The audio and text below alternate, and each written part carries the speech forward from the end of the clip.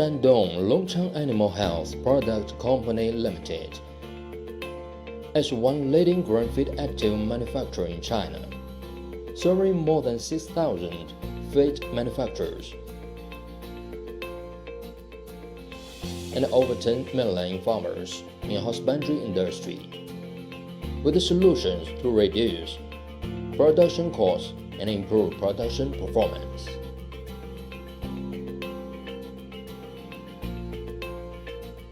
LachanceGroup has been specialized in R&D of bile acids and other grain feed additives for more than 10 years. LachanceGroup has one professional management team with 8 doctor, 20 master degree holders, 8 executive masters of business administration, and 20 experts with a rich experience in feed formulation and husbandry technique.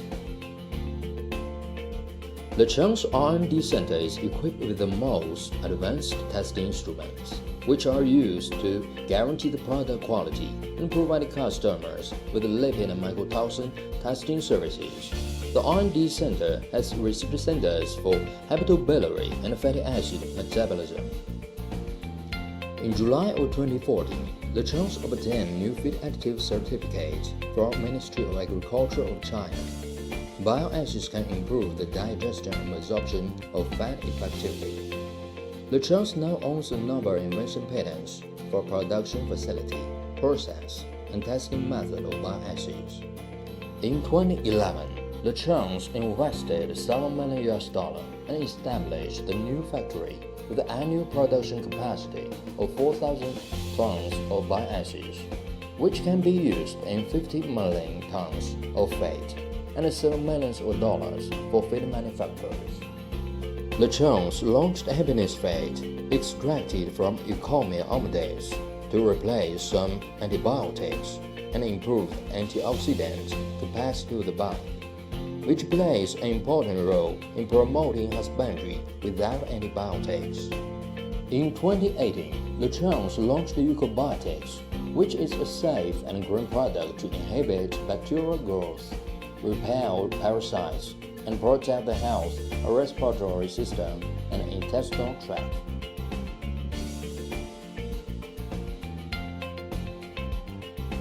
Lachance has the mission to develop the natural extractive feed additives, save production costs, and improve production performance of husbandry industry. Lachance products have been exported to USA, Egypt, Russia, Malaysia, Thailand, Vietnam, and other countries and areas, and well received by customers from international markets. LachanceGroup will increase the investment in scientific research and development of green, safe, and environment-friendly feed additives, and work together with customers both in China and abroad to promote the safe and healthy development of husbandry and aquaculture industry.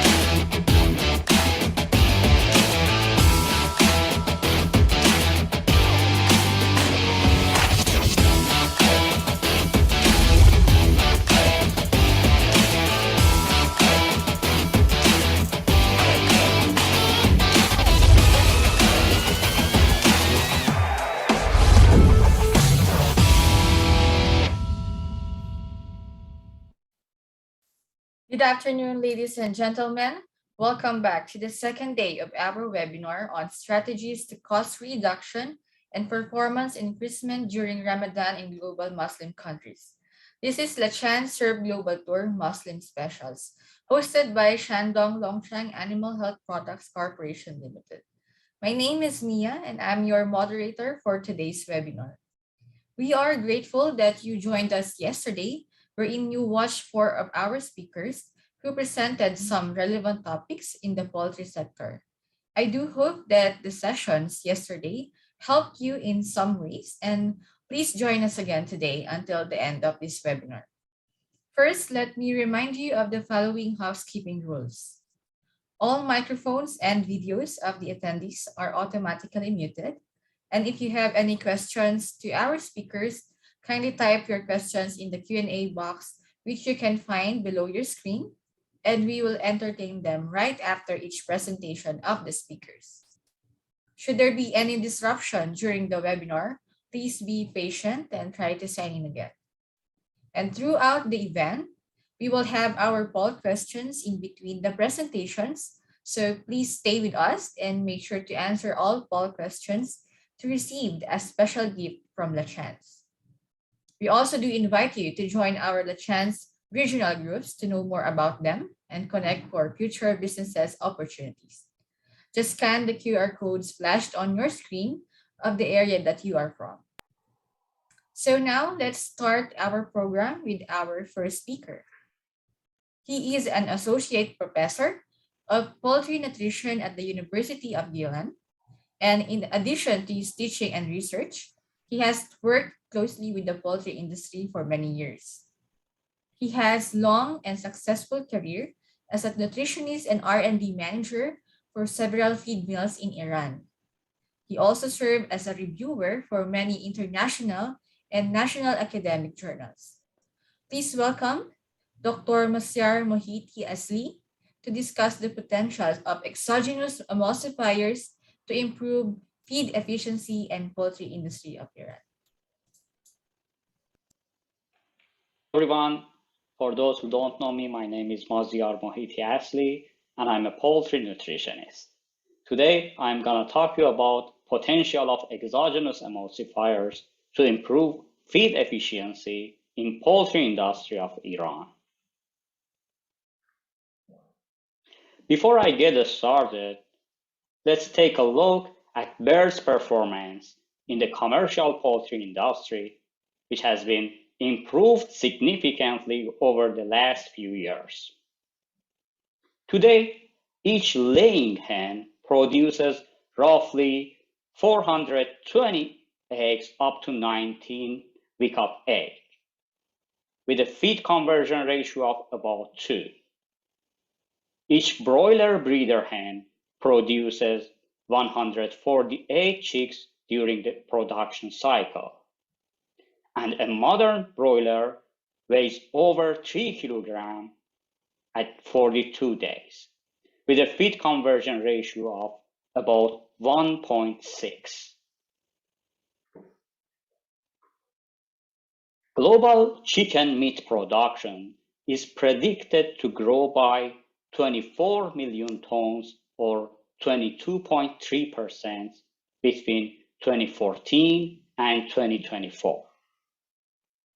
Here in this table, you can see 10 countries with the largest predicted growth of chicken meat production between 2014 and 2024.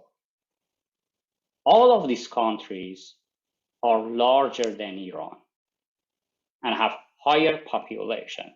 But as you can see, Iran is one of the great producers of chicken meat. Iran produces 2.3 million tons of poultry meat and 1 million tons of eggs per year. In both categories, Iran is in the list of top 10 world's biggest producers.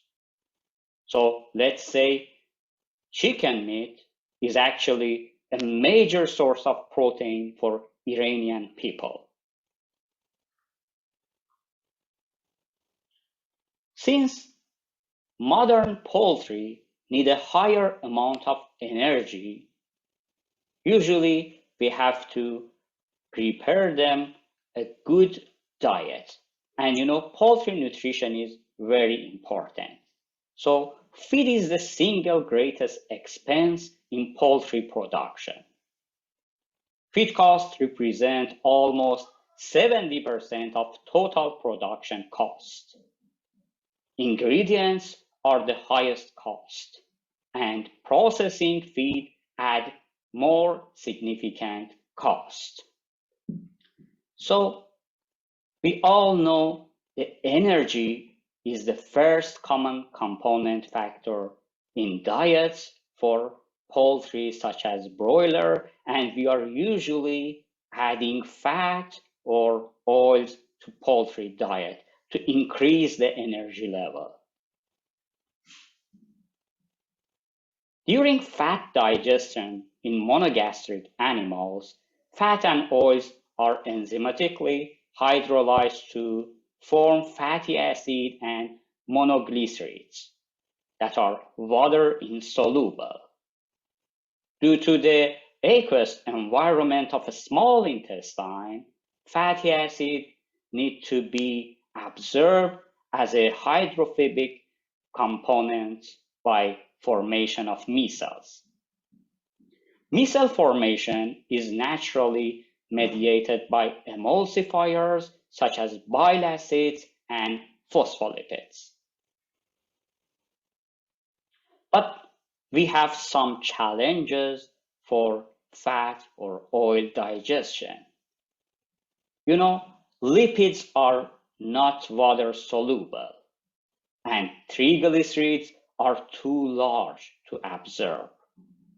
So here there are some challenges for fat or oil digestion and absorption, but there is some solution. You know, triglyceride mixed with bile acid and pancreatic secretions. Also, there is a possibility that they can be digested better by using emulsifiers or endogenous emulsifier, which helps to their digestion.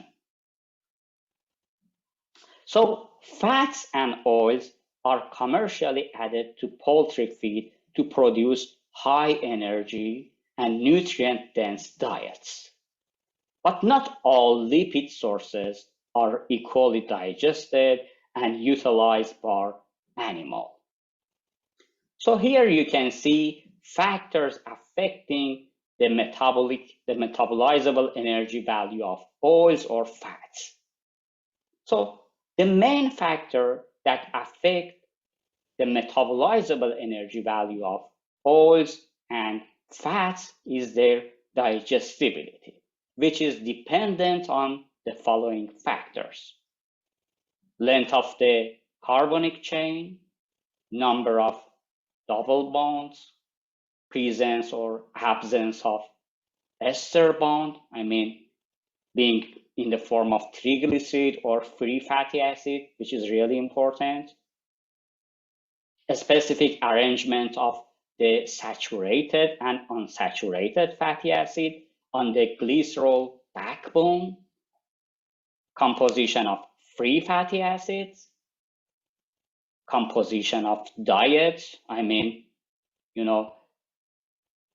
dietary calcium level is really important. For example, hydrolysis of triglyceride leads to monoglyceride and free fatty acids. And these free fatty acids can react with other nutrients to form soluble and insoluble soaps. Insoluble soaps cause the fatty acid and the mineral which is bonded with to be unavailable to the animal.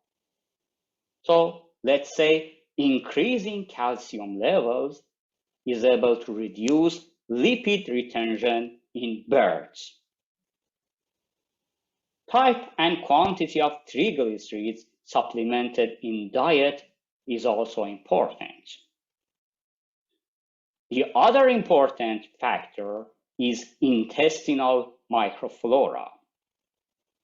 Also, as I will say, sex and age of the bird is really important, especially the age.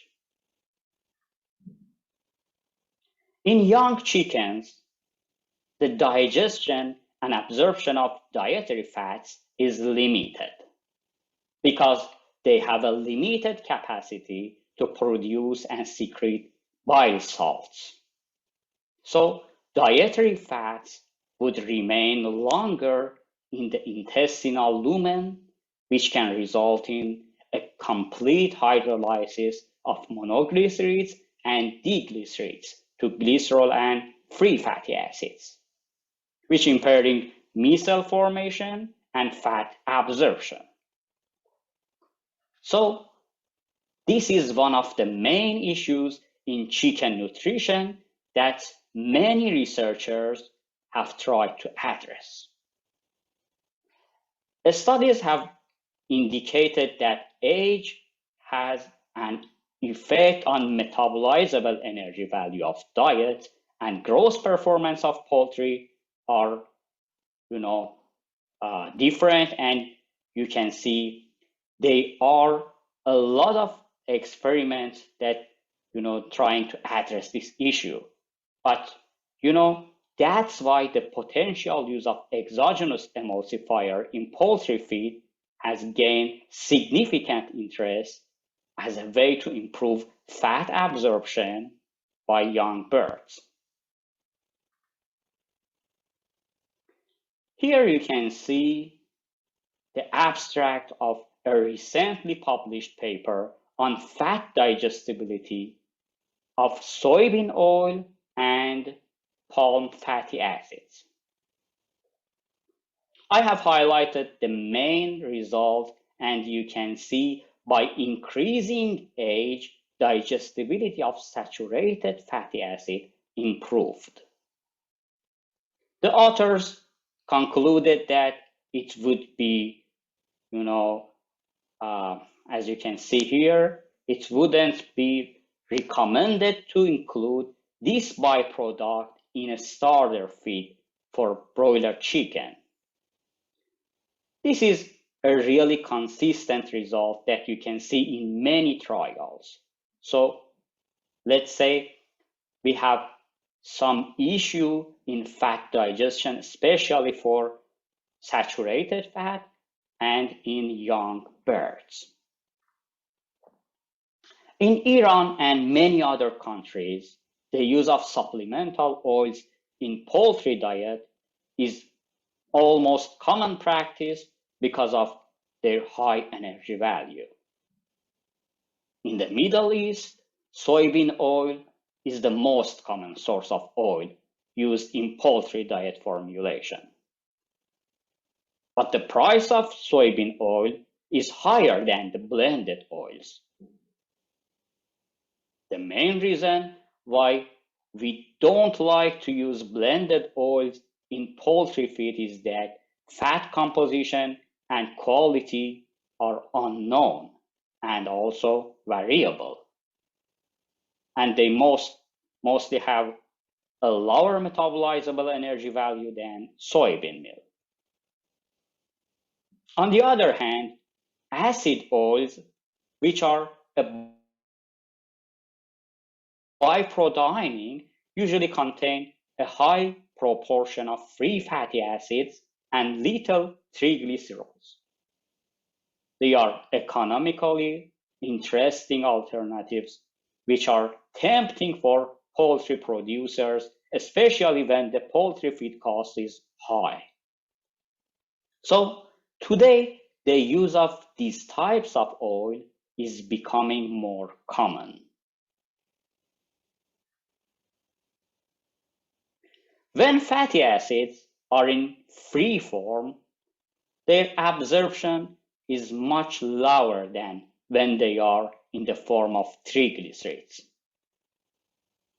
Free fatty acids require a higher amount of bile acid to incorporate it into mixed micelle than monoacylglycerols, because free fatty acids are more hydrophobic and have a higher ability to form insoluble soap with a divalent cations like calcium in aqueous media of the intestine than monoacylglycerols. Here in this graph, you can see that there is a reduction in digestibility and metabolizable energy with an increase in free fatty acid content.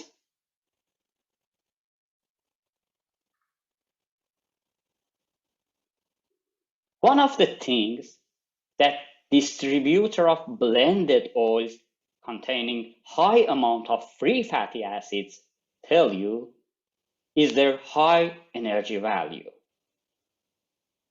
But the fact is, they just tell you gross energy, not metabolizable energy. You can see here for acid soybean, acid oil of soybean, we have high gross energy value.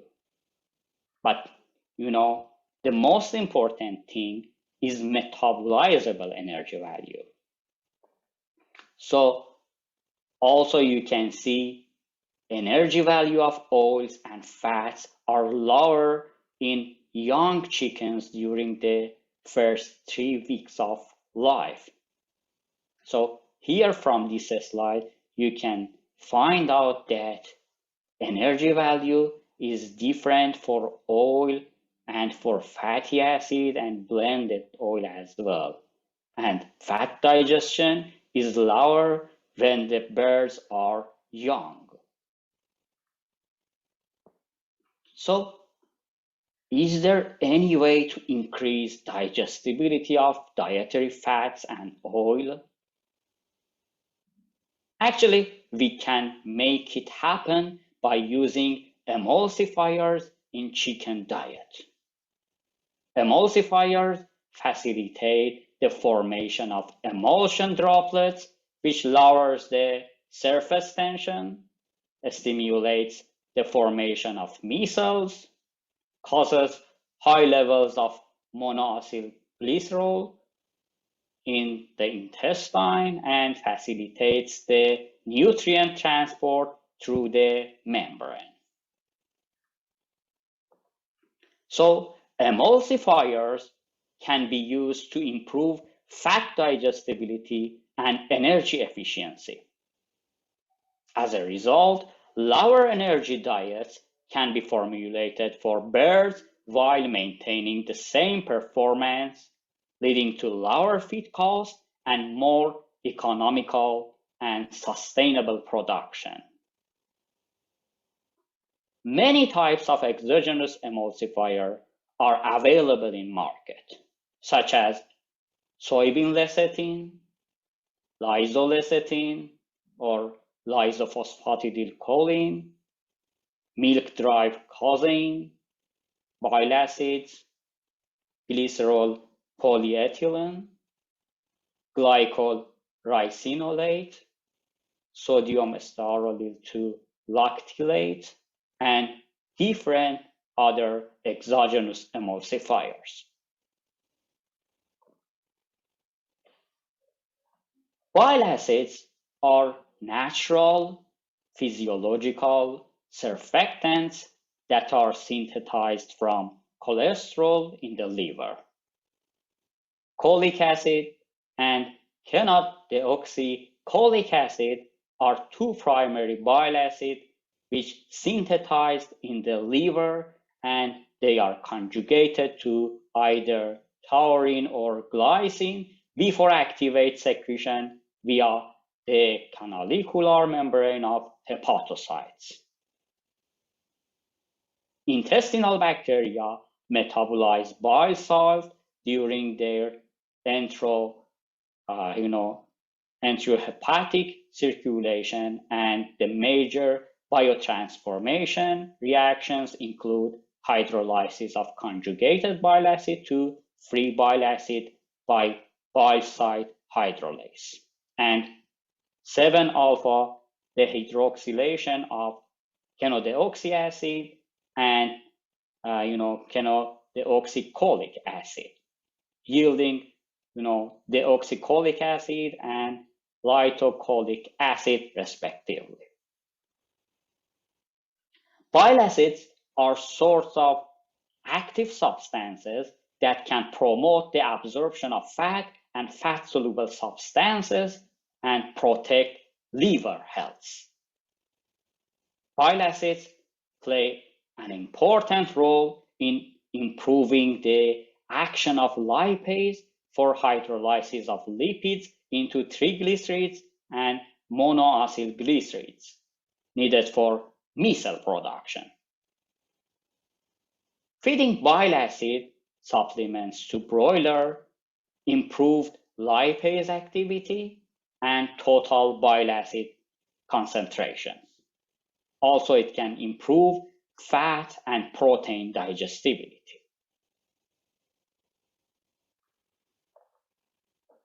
But the question is how we can choose the right emulsifier between a lot of product available on the market. Here I can show you two different factors that can help us. The two relevant surfactant parameters are critical micelle concentration or CMC and hydrophilic lipophilic balance, which named HLB. These are two important factors that can help us. The HLB is a simple descriptor of a surfactant's relative hydrophobicity and is one way to classify emulsifiers and solubilizers. High HLB means a surfactant is generally water soluble. Low HLB means that surfactant is usually oil soluble.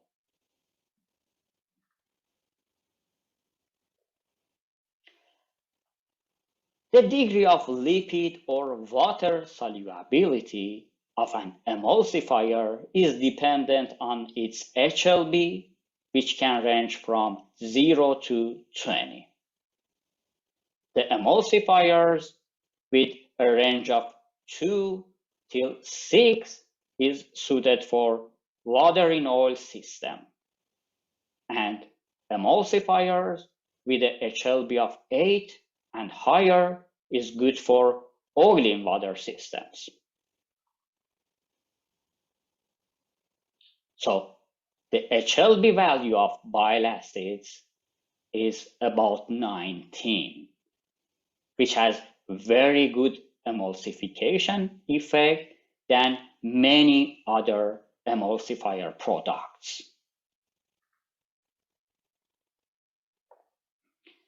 The other factor is critical micellar concentration. Bile acids, due to their amphiphilic properties, can self-associate in water, thus forming supramolecular aggregation or micelles when their concentration is above a certain concentration, name it critical micellar concentration or CMC. Naturally occurring bile acids have CMCs in the range of 2 till 20 micromole in water, which is in accordance with their aqueous solubility at body temperature. Here you can see the effects of emulsifiers on poultry performance. As you can see, there are many studies that evaluated the effects of, major effects of emulsifier on poultry performance, weight gain, blood parameters, and the others. But let's say, even though all of them have a potential to improve weight gain and performance, there are some differences between them.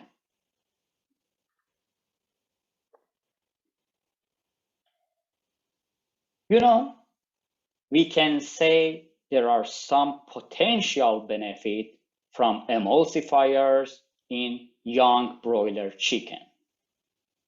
during the first week, post-hatch, due to inability of the immature small intestine of young broilers to utilize feed effectively, the chick anatomical development and final weight can be significantly affected. So remember, the first week represents 20% of a chick total production cycle. During day 5 and 6 post-hatch, the chick's pancreas experienced a lag phase of enzyme activity for lipase, trypsin, and chymotrypsin, which decreases the ability of chicks to utilize certain nutrients like fat effectively. Also, we have a challenge with yolk sac in young birds. As you know, yolk sac is 10% of chick weight. 4 grams out of 40 grams. And the composition of yolk sac is 50% water, 25% protein, and 25% fat. As a young chicken have a limited bile and lipase secretion, and therefore are not able to break down lipids effectively, emulsifiers are used to act as a catalyst to break down dietary fats and to enhance the action of lipase during the lipid hydrolysis. Also, there is some potential benefit for laying hens. Emulsifier can effectively increase the absorption of fat and fat-soluble vitamins like vitamin E, vitamin A, and especially vitamin D for laying hens. So by emulsifying, activating lipase, and carrying fatty acid, they can prevent to poor eggshell calcification. So using bile acids and the other emulsifiers can help laying hen to improve eggshell thickness. Also, there are some advantages related to reduced fatty liver syndrome, and also they can discharge mycotoxins. So this is another benefit from emulsifiers, especially bile acids. So let me wrap up like this and see what we learned in this presentation.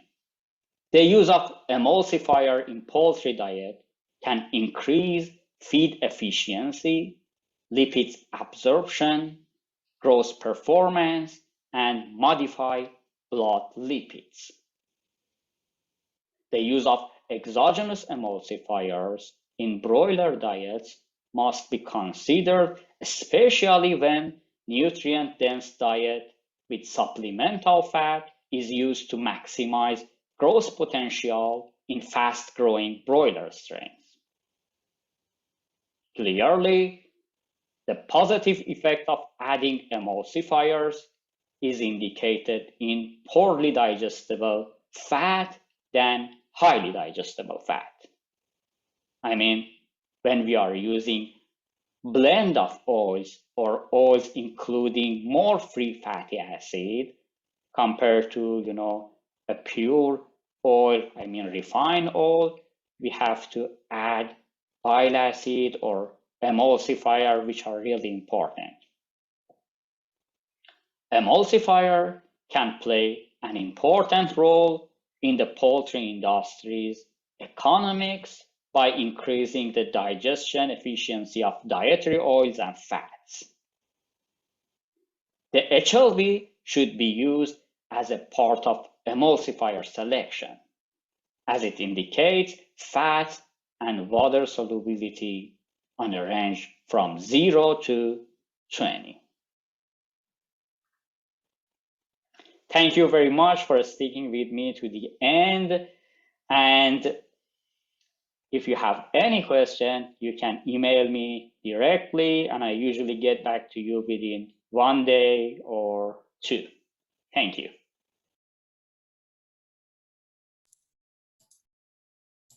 Thank you so much, Dr. Ashley. And indeed, it was a very informative presentation. And some of the takeaways is that it's very important to know that these exogenous emulsifiers help in fat digestibility and feed efficiency. And also, it can increase lipids absorption and growth performance. So, I do hope everyone here has gained or learned some things that they can apply to their poultry businesses. So now I think it's about time to flash our first poll question. So in our poll question, you can answer in 10 seconds. So the first one is, ever heard of bile acids before? You have 10 seconds to answer.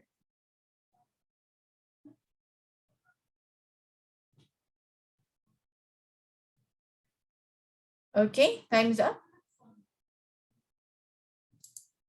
All right. So Dr. Maziar Asli is here. So we are now opening our question to our audience. And I think we have a couple of questions here. So Dr. Asli, let me ask how to define the exogenous and endogenous emulsifier from your perspective. Thank you for asking this question. We have something like exogenous, and it's different from endogenous regarding enzyme, regarding feed additives, and different things that we are using in poultry diet.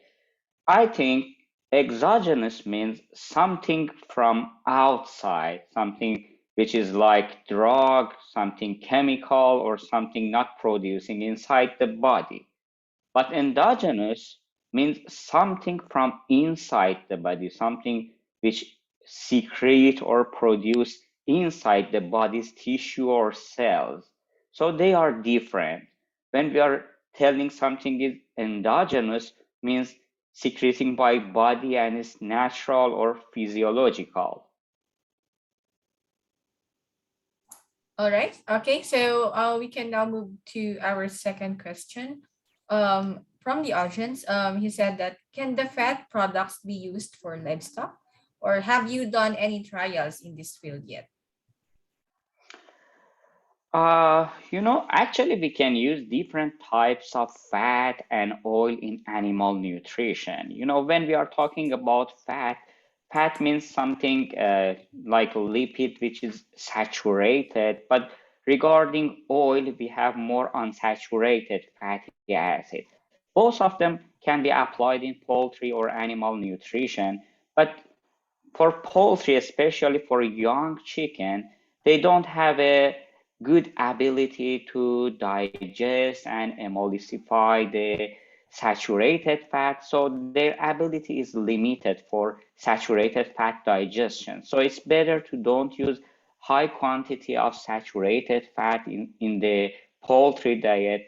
As a rule of thumb, I can tell you that it's better to have 3-part unsaturated fat and 1 part saturated fat inside the diet. But it's totally depend on the age, sex, and physiological condition of bird. Okay. This is from the same person you asked the questions. He said, do Iranian farmers, especially in Gilan, use emulsifiers such as bile acids? Emulsifier are not new concept in poultry nutrition. Actually, I have a book named Additive in Animal Feed. In this book, you can see that in 2008, we mentioned emulsifier as a part of diet, as a feed additive that you can use in diet, and it's not a new concept in poultry nutrition. And some of farmer can use some different types of emulsifying agent in the diet, but actually, to my knowledge, it's not really common at this time in Iranian market. because of the price, because of the different problem that they are experiencing, it's not really common in poultry production. But this is something essential. Today we have to consider this as a important topic, using different types of feed additives, something like emulsifiers, which are really important. Modern broiler, especially modern broiler, needs a high density diet with a lot of energy. So when we are going to provide high energy diet for especially young chicken, we are going to add oil or fat, because they are some feed ingredient with high energy content. So there is no way to increase poultry energy, metabolizable energy of poultry diet without using oil or fat. So when we are going to use fat or oil, we have problem with emulsification and digestion, especially in young chick. That's why we are going to use emulsifiers, something like bile acid, because in young chicken the turnover of bile acid is not complete, it's not good. So that's why we need something here, and they are really essential. Okay, but have you done any trials on Peking ducks? Yeah, actually, we have done some different trials at University of Gilan on some different, commercial emulsifiers which are available in Iranian market.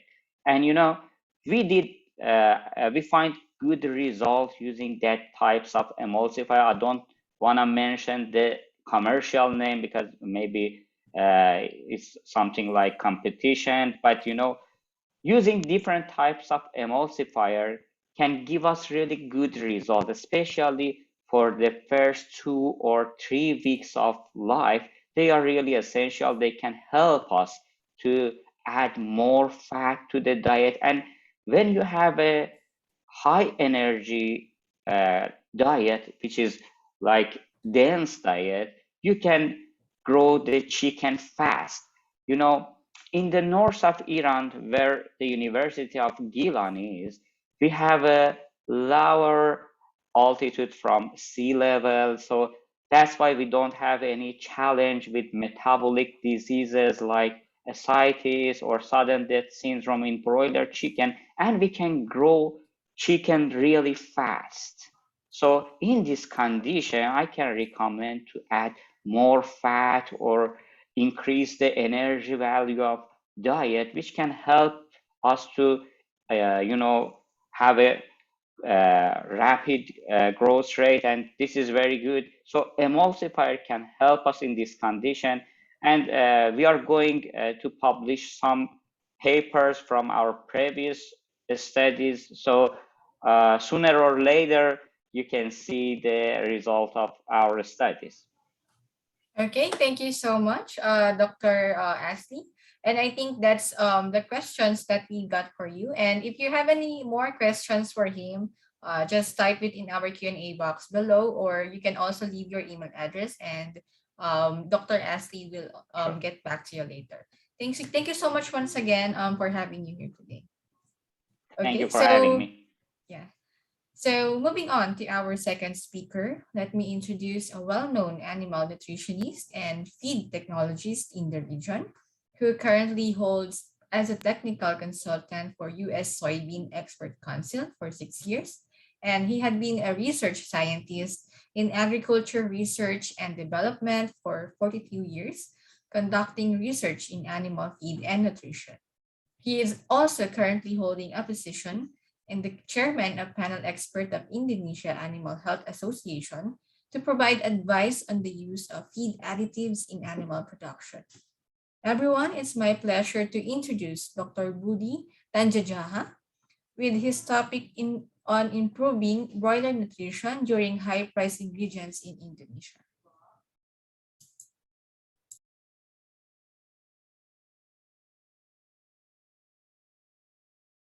Gentlemen in Asia, it's my privilege for me to speak in front of you First of all, I like to give thanks to Lachance has been inviting me to speak in the front of you. My topic of presentation for today will be improve broiler nutrition during high price ingredient. Before we start, let me introduce myself. I'm a Budi Tanganjaya. My background, I'm a nutritionist. Has been graduated my PhD from Australia and continue my postdoctoral from University of Arkansas in US. So I have been spending more than 40 years in the poultry industry, mainly in Southeast Asia. So let's start my presentation today with the title on the improved broiler nutrition during high price ingredient. My particular interest for today will be talking about the fat, especially in early nutrition. In my presentation, I will cover to look at the ingredient market, what is changing in the market for all over the world. And next one, I'm going to talk about the precision of nutrition for the broiler. This is very important because we have to provide precise nutrient to improve the broiler performance and at the same time to reduce the cost, especially during high price of the ingredient. I also will talk on the specifically on the fat digestion because fat become important for feeding broiler. And I look at, for example, how to improve the fat digestion using special feed additive. And before I make a conclusion at the end, I'm going to cover how to conduct the trial. Because to prove it whether the product is good or not, you have to conduct the trial if the published trial is not available. So this is my presentation. So let's start my first slide. This is the slide that I picked up a few days ago from CBOT. You remember that price of the feed ingredient in many parts of the world will be depending on the supply and demand. And the market price can be noticed from what we call it CBOT, Chicago Board of Trade. So this is the price of corn and soybean meal, the most important ingredient for feeding animal, especially for poultry. So look at the left-hand side, the price of corn has been dramatically increased in the beginning of March. And even during the war, when the war of Ukraine and Russia is starting, the price also increasing because the corn coming from Ukraine also become not available. On the right-hand side, not only corn, but soybean meal price, which is the protein source for feeding poultry, also increased significantly in the last few weeks. So in fact, in the morning, this morning, I received the information that from CBOT again, the corn price already $8 per bushel. So keep going very high because the demand in many parts of the world for feed ingredient, especially corn and soybean meal, increasing, while the supply sometimes become limited, especially during the war situation. Besides the two most important ingredients, we notice also the price of the oil. You know that the oil has been added to animal feed to improve the energy content. And look at the price of the soybean oil from CBOT, increased significantly also. Not only soybean oil, but also palm oil from Malaysia or Indonesia increased dramatically in the last few weeks. So with the high price of the ingredient, it's important that we have to feed the animal properly to maximize the performance or to reduce the cost of production. So how do you cope with the problem? First, I would like to mention that if we are talking about feeding the animal, feeding poultry, as nutritionists, we are not only talking about feeding ingredient, feeding corn or soybean meal, but I'm talking about the feeding nutrient because nutrient is coming from feed ingredient. So as nutritionists, we have to calculate what kind of the nutrient have to be fed to poultry. With the current situation, I noticed that among the nutrient available for animal, energy is number one, become very expensive. In this case, we call it metabolizable energy. The second nutrient for poultry will be amino acid, especially digestible amino acid. And the third one will be available phosphorus. Three important ingredients three important nutrients which is coming from ingredient if you want to reduce the cost of production. Let's talk about the precision nutrition for broiler. In order to achieve performance properly for the broiler, it is important for nutritionists to provide sufficient nutrition, sufficient nutrient to maximize the production or to reduce the cost of production. In many cases, sometimes the formulator or nutritionist may provide undernutrition. What happens if you provide animal without sufficient nutrient? The animal, of course, will not grow properly. The FCR for broiler will be higher. And so the broiler score, what I call it in Indonesia, they call it IP, which is index prestasi, broiler index, the score will be lower. So there's also, if there's undernutrition, the immunity will be compromised for the animal. The carcass quality also will be affected. So, and then also poor litter quality if it is undernutrition. However, on the other side, if you provide over-nutrient, too much nutrient, for example, too much nutrient inside of the feed, what happened? The excess of the energy also causing the problem for the animal. Not necessarily we providing high energy, that animal will grow faster and faster. There are many cases also providing high protein. What happened? The protein inside of the feed will be deaminated, hydrolyzed first to become amino acid, and then deaminated inside of the body, and the excess nitrogen will be excreted to become uric acid in excreta. That's the reason why for the house, for the animal house, which is fed, the animal is fed in too high protein, sometimes the smell of ammonia can be detected in the field. So it's critical that overnutrition have to be controlled beside undernutrition. So we have to provide the precise nutrient that necessary for the growth of the animal. Not only nutrient in terms of the amino acid, but also calcium and phosphorus. Sometimes become critical, for example, for layer. So this is important for nutritionists to consider how to feed the animal properly, because the excess nutrient, this is my calculation recently, that if you extra 1% protein inside of the feed, the cost will be around $10 to the ration. You provide another 100 kilocalorie extra for the broiler feed, for example, the cost nowadays with high price of oil will be $18. So it's critical. There's a lot of money involved with providing excess nutrient.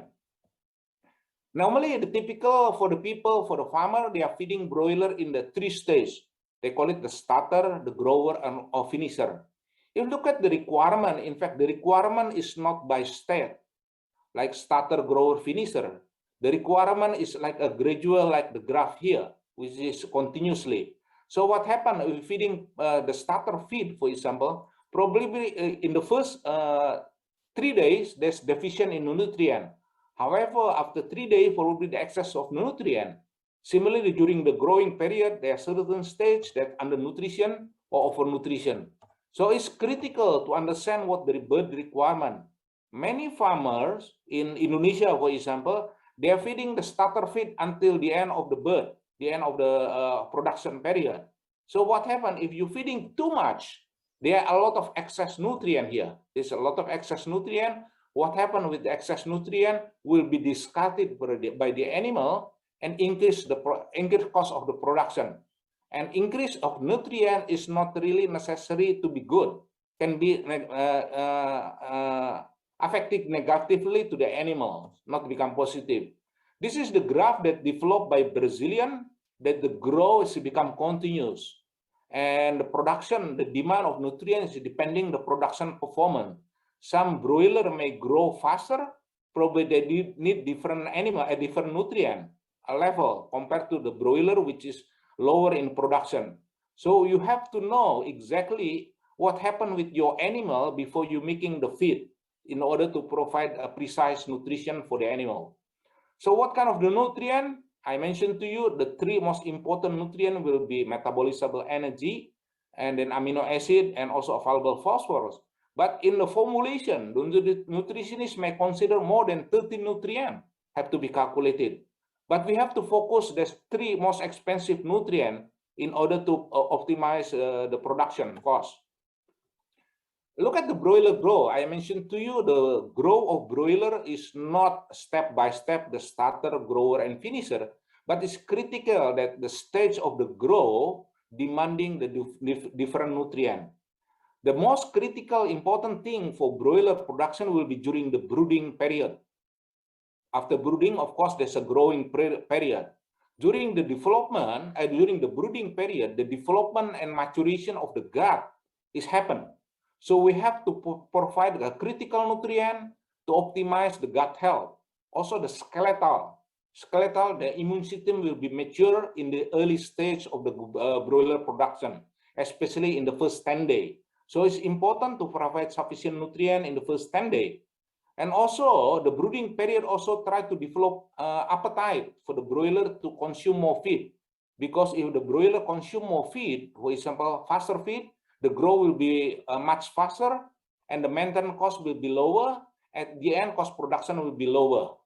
So we have to encourage the brooding have to be designed properly that the animal, the broiler will grow smoothly and properly.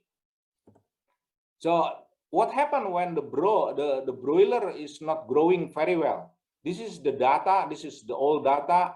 If the 7th day, for example, of the growing of the broiler, the growth is delayed, the body weight is delayed around 10 grams, for example, what happened during harvest period can be the difference will be 50 to 80 grams. So it's critical that it's the first 10 day or first 7 day that the broiler have to grow much faster. Otherwise, the production at the end will be lower.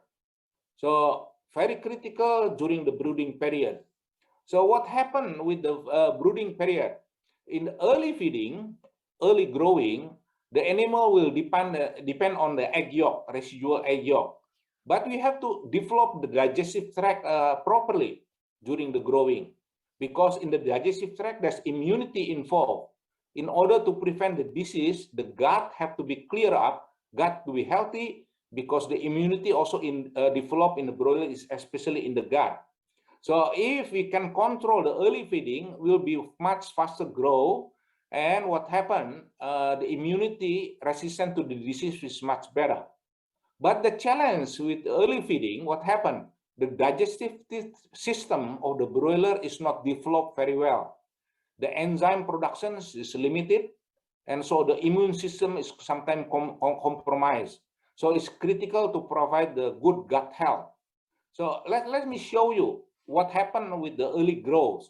This is the graph on demonstrated how the enzyme developed in animal, in the broiler, in the first 7 days. In the first 3 days, the lipase is not growing very well. Not only lipase, but other enzymes like amylase and trypsin. But particularly of the lipase, in the first 3 or 4 days, is not developed at all. So it's critical that we have to provide fat in the proper quality and better digestibility. Otherwise, the enzyme is not working very well. So not only that one, this is another graph indicating what happened when we feed it the animal in the first 7 days. If there's low in protein, this animal will not grow properly. So the early stage, the animal will respond much more pronounced when we're feeding the protein rather than carbohydrate. So it's critical that we formulate with high amino acid to promote the growth at early stage in the animal. So what happened with the oil?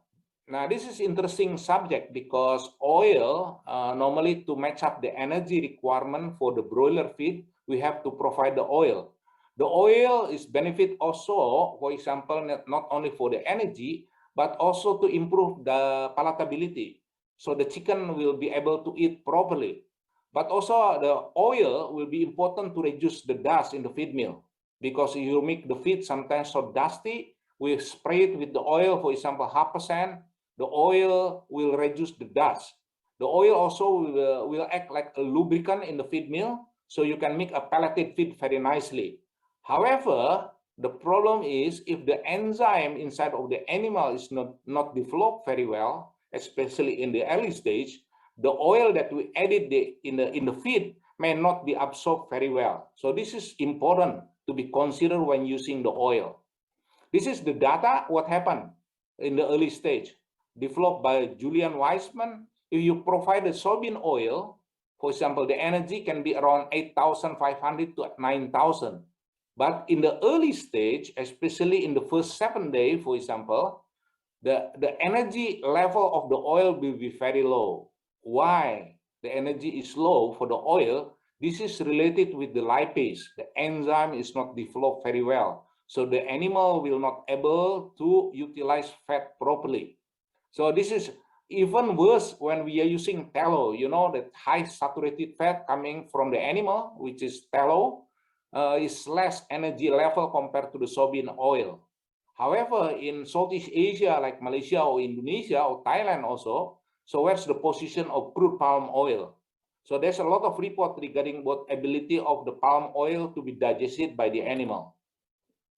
Again, the type of oil also influence the energy value. This is the graph reported by Julian Weissman, and that this is affected by saturation.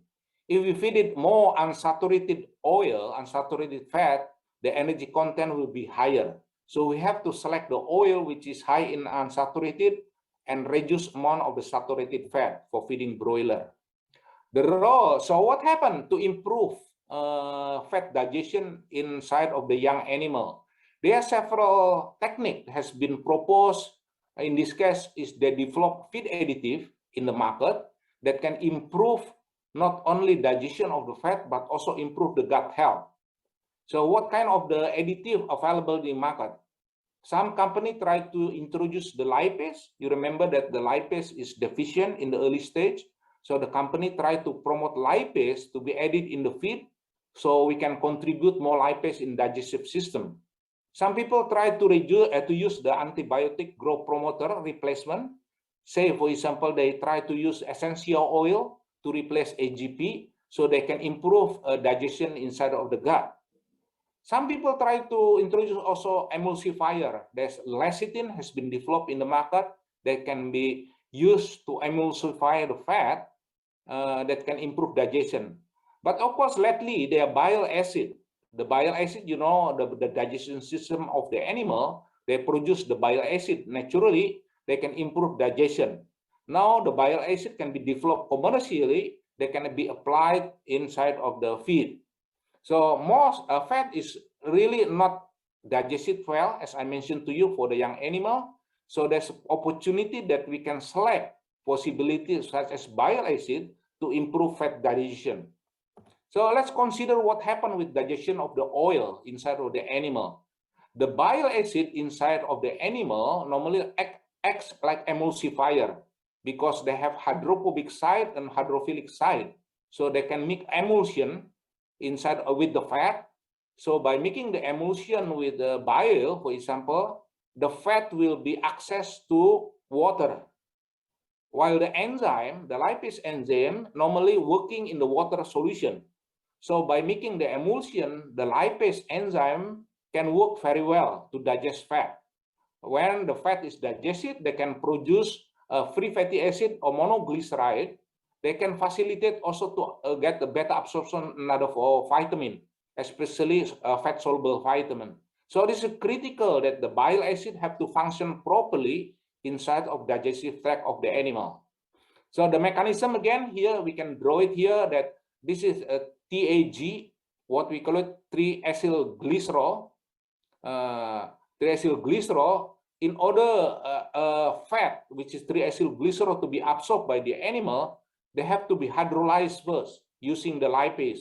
In order lipase to work for the fat, you have to be emulsified, and bile acid play important role.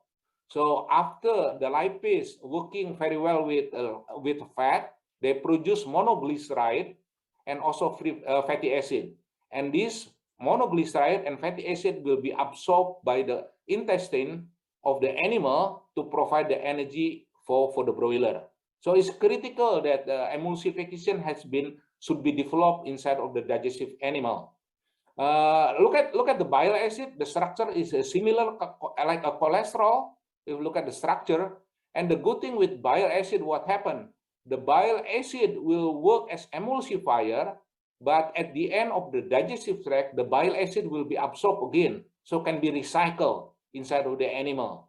So, but however, for the young animal, again, there's not sufficient enough of the bile acid. So the bile acid is a critical, like producing the micelle, they call the micelle like emulsion between fat and water. So using the bile acid, so the fat can be hydrolyzed and absorbed by the intestine. This is the diagram of intestinal wall. So the intestine can absorb the oil properly because of the bile acid. The proof that the bile acid working to the broiler, I pick up several research paper from the poultry science. This is the report back in early 1986. They prove it that in urinal content, the bile acid is very low, especially in the 9 day of age of the broiler. So the bile acid is not enough. So there's possibility that we can supplement the bile acid for the young animal. Another trial that reported the effect of the bile acid is also, if you look at in the positive impact, the significant impact is in early stage, in the day 0 to 7 rather than up to the grower period. So this trial related with the animal, with the broiler, and feeding different type of the bile acid, including cholic acid and the oxycholic acid, and the significant improvement is detected in the first 7 days. Another trial that reported in a few years ago, 2 years, 3 years ago, again, similarly, that to look at the level of the bile acid addition, the bile acid, if there's not enough, have little impact, but if it is too much, probably also have little impact. So that's the optimum level have to be added inside of the feed. In this case, the trial reported around 60 milligram per kilogram of feed to get the better improvement in the performance of the broiler. Another trial reported 2 years ago regarding possible reducing the energy inside the broiler feed, but supplemented with bile acid. The trial reported there's no interaction between energy level and also the bile acid, but there is significant improvement in all the trial by adding the bile acid. So bile acid is not really related interact with the energy level in the feed, but the bile acid try to improve the performance independently from the energy level. So before I make a conclusion, how to conduct the trial, feeding trial. In my opinion, if you want to conduct the trial for bile, for example, or any feed additive, you can put the product on the top of the formulation, but of course, you put extra cost. Some people, there's a reason recommended to try to reduce the energy level of the diet, several, for example, 60 or 80 calorie to reduce the cost. At the same time, you can add it, for example, feed additive to compensate the reduction in the energy. If, for example, so there's a reason why if you want to conduct the trial, I recommend you have to have a positive control diet, which is existing with the energy level, or negative control diet, which is reduced in energy, how many calorie, and then also negative control plus additive. What supplement are you going to add? So if A, B, C, the trial have to be conducted in 3 different treatments. If the result, everything is the same, for example, or not significant because of the addition of feed additive, there's possibility that you do a lot of over formulation. If over formulation, what happened? You reduce the energy level in certain level, doesn't have any impact because too much over formulation.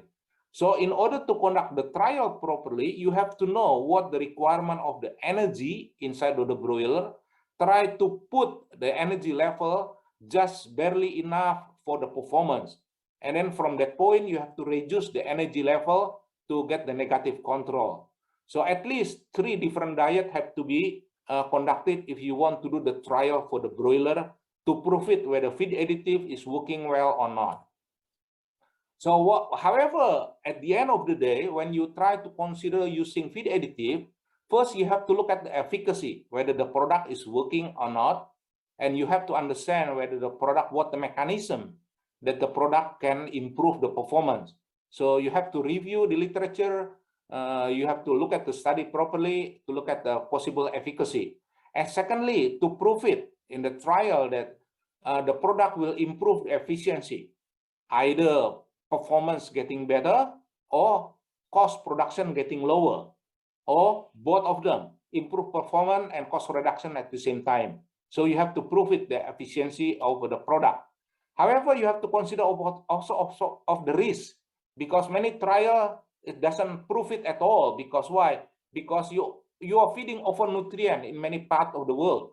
So a lot of broiler has been excess in nutrient, so you cannot see the difference in the performance at the end by adding of the feed additive. But again, at the end of the day, you have to calculate the economic return. How much the cost of the feed additive, how much the improvement that you can get it from the broiler performance, is that worthwhile or not, between the cost and the benefit. You have to make more money by using the feed additive or reducing the cost of production.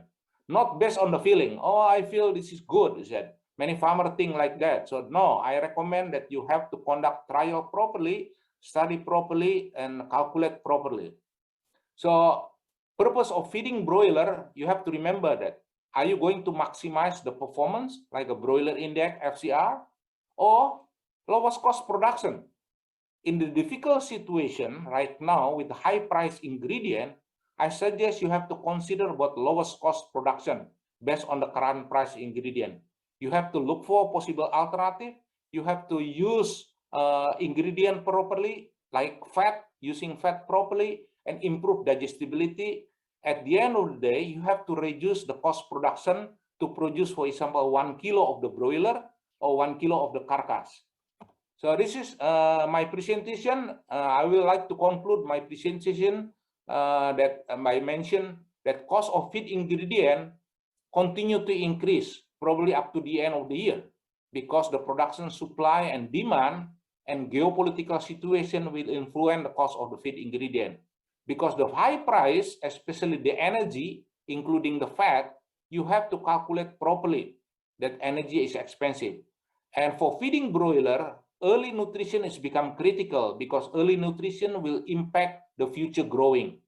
Lack of digestive enzyme inside of the gut and the gut development require feed additive, and opportunity that bile acid will be one of them to improve fat digestion. However, the research trial show that the bile acid will improve the broiler performance, but economic at the end will be calculated. At the end, are you able to reduce the cost of the production or not? So with that conclusion, I like to thank you so much for your attention. I will be happy to entertain any question that you have. Thank you so much, Dr. Budi, for that presentation, wherein you explained well about improving broiler nutrition in Indonesia. So as usual, before we proceed to our Q&A, let's have our second poll question as flashed on your screen. Where did you learn about bile acids? So please answer in 10 seconds. Okay, time's up. So I think it's about time for us to proceed to our Q&A.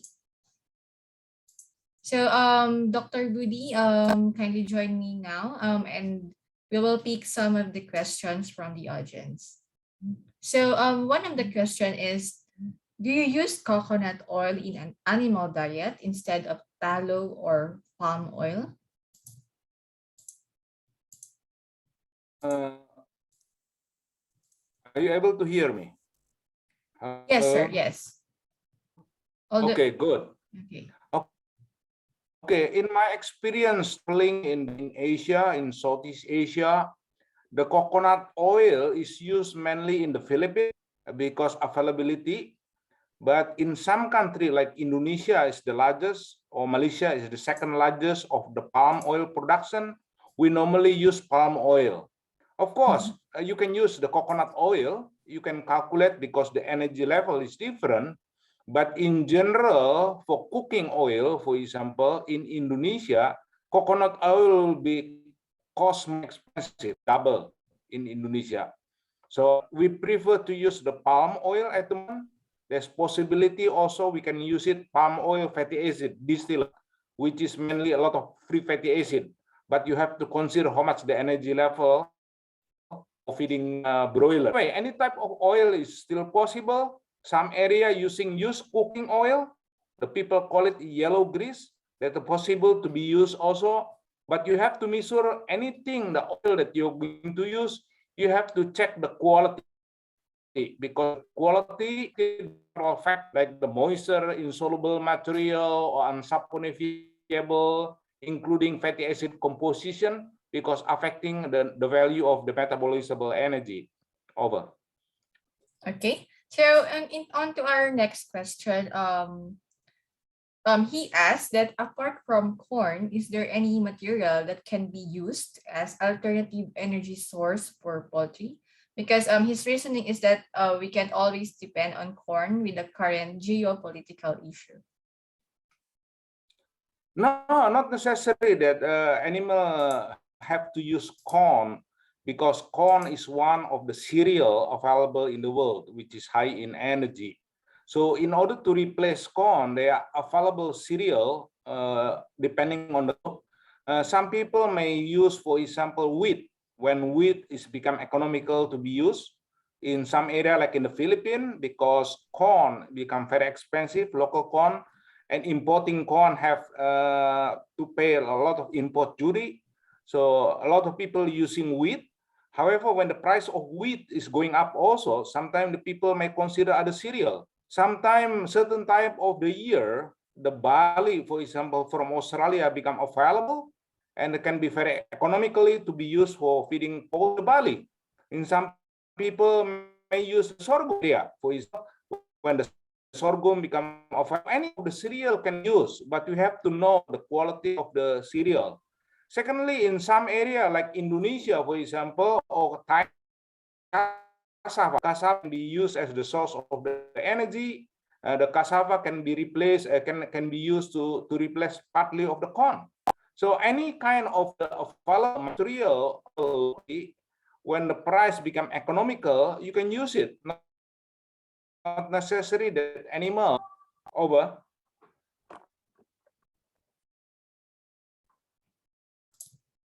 All right. So we're moving on to our third question. The question is, which one is the most important? Is it the bile acid or toxin binder in poultry feed? Can you repeat the question again, please? Which one is the most important?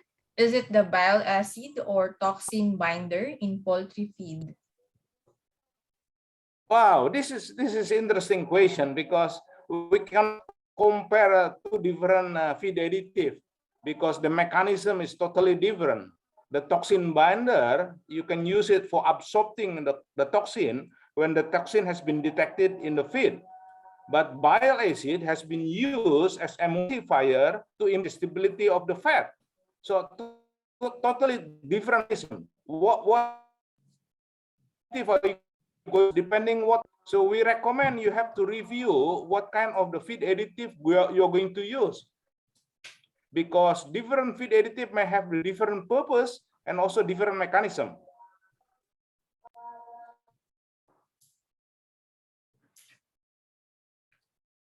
All right, I think we're having an audio difficulty from Dr. Budi's side. But for the rest of the questions, or if you have any further questions to him, you may just type it in our Q&A box and he will reply to you here on the chat box.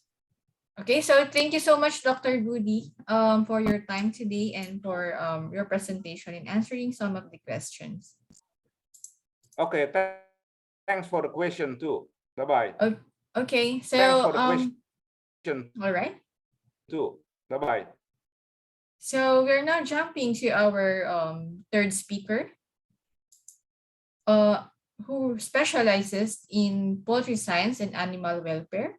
He gained his Doctor of Philosophy degree at the Virginia Polytechnical Institute and State University. He is currently a professor at the Department of Animal Science at the University Putra, Malaysia, and he was the former head of the Agriculture and Food Cluster in the same university. Our third topic for today has something to do with the precision nutrition for broiler chickens under different environmental conditions in Malaysia. So joining now, Professor Dr. Zulkifli IDRUS. So good afternoon, sir. It's nice to have you here. Assalamualaikum and a very good afternoon, ladies and gentlemen. Firstly, I would like to thank the organizer, Lachance, for the opportunity to share some of our work on precision nutrition in chickens. And before I go into the subject matter, kindly allow me to introduce very briefly the Malaysian poultry industry.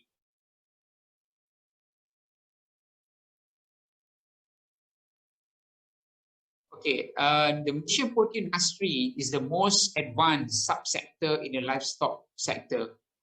Malaysia produces about 0.07 million eggs of chickens per day, and 9% of these chickens being exported. And we also produce about 34 million pieces of eggs per day, and 60% of these eggs being exported, mainly to Singapore.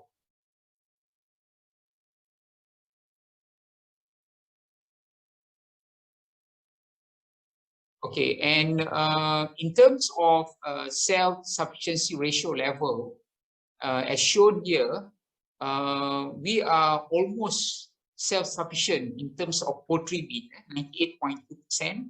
This is according to statistics in 2019, and in terms of poultry eggs, our SSL is about 114%.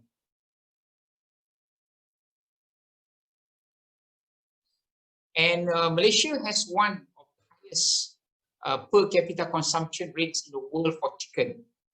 In I think the poultry consumption per capita in Malaysia today is about almost 50 kg. Yeah, and as shown here, Malaysia is ranked number 3 in terms of poultry meat consumers. So we are number 3 after Israel and United States.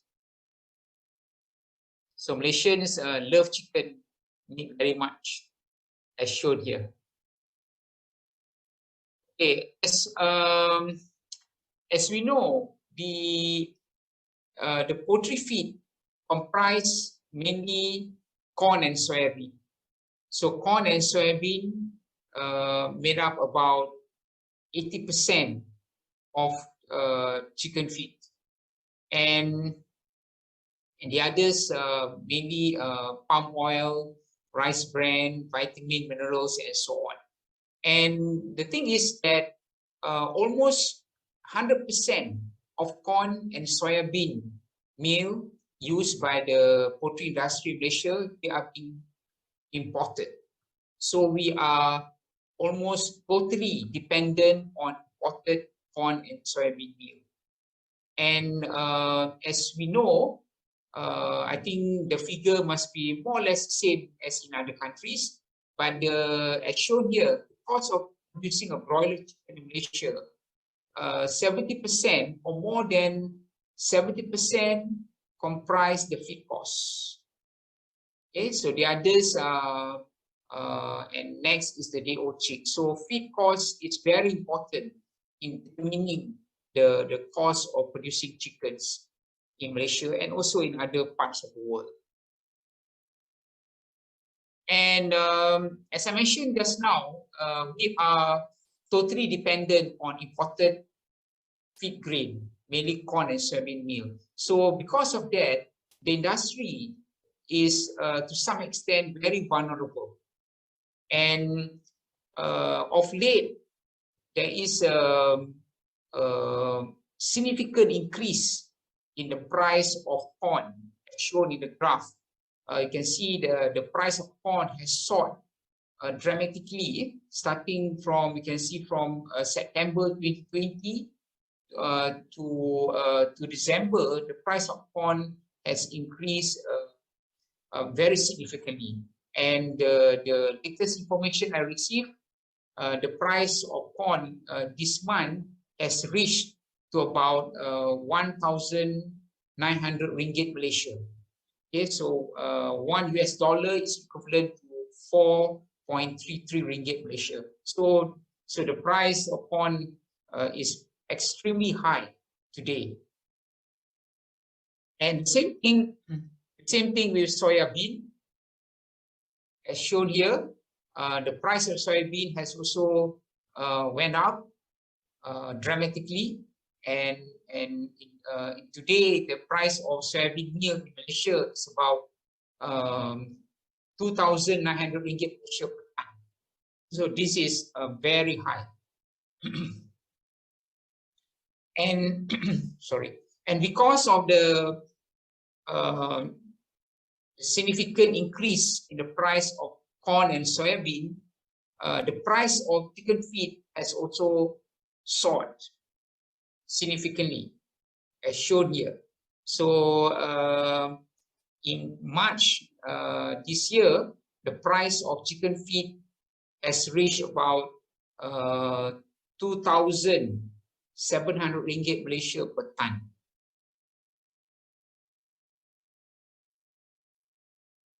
And because of the hike in the chicken feed price, definitely it has affected the chicken prices in Malaysia. And the retail price of chicken has increased, and because chicken is considered like one of the staple foods in Malaysia, it is a national issue when the price of chicken goes up. And the government has intervened by putting a ceiling price for the retail price of processed chicken. So it's being set to 8 ringgit 90 cents per kilo. So this started from February 5 and is expected to continue until June 5. Okay, until the end of the Eid celebration, or the month of Shawwal.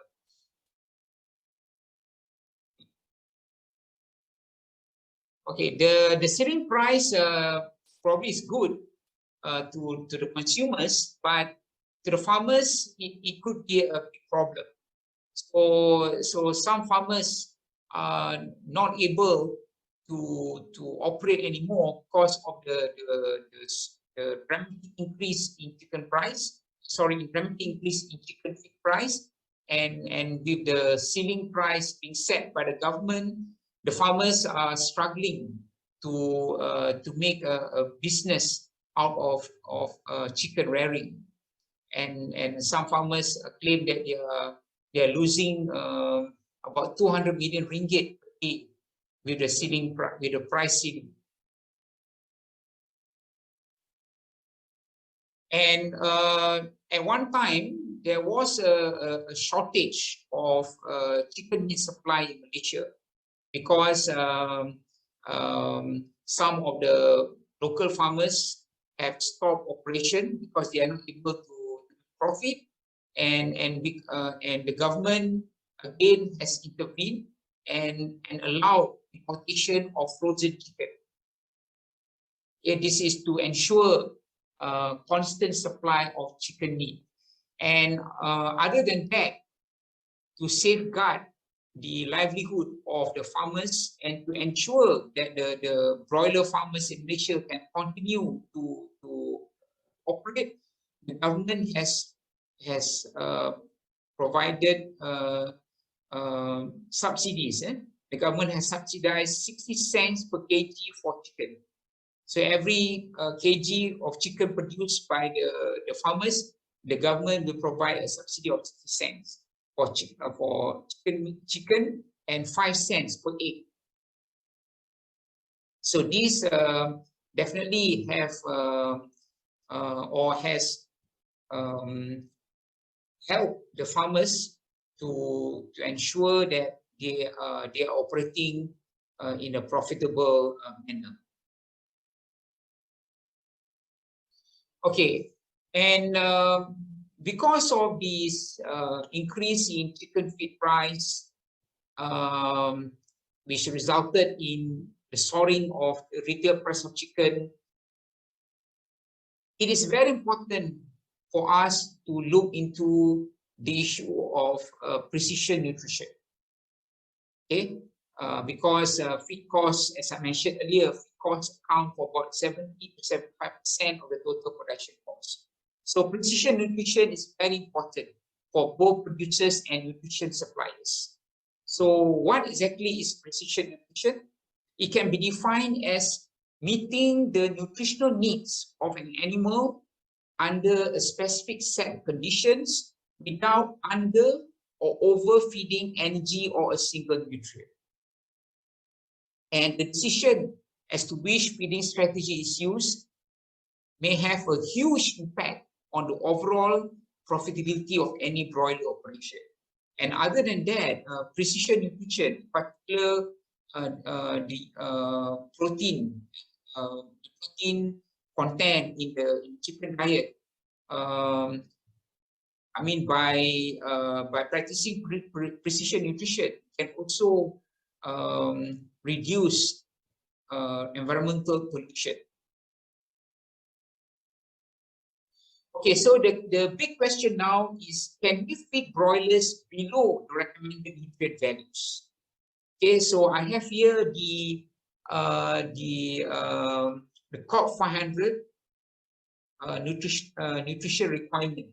So these are the requirements in terms of crude protein, metabolizable energy, lyse, and all those amino acids, and also the minerals.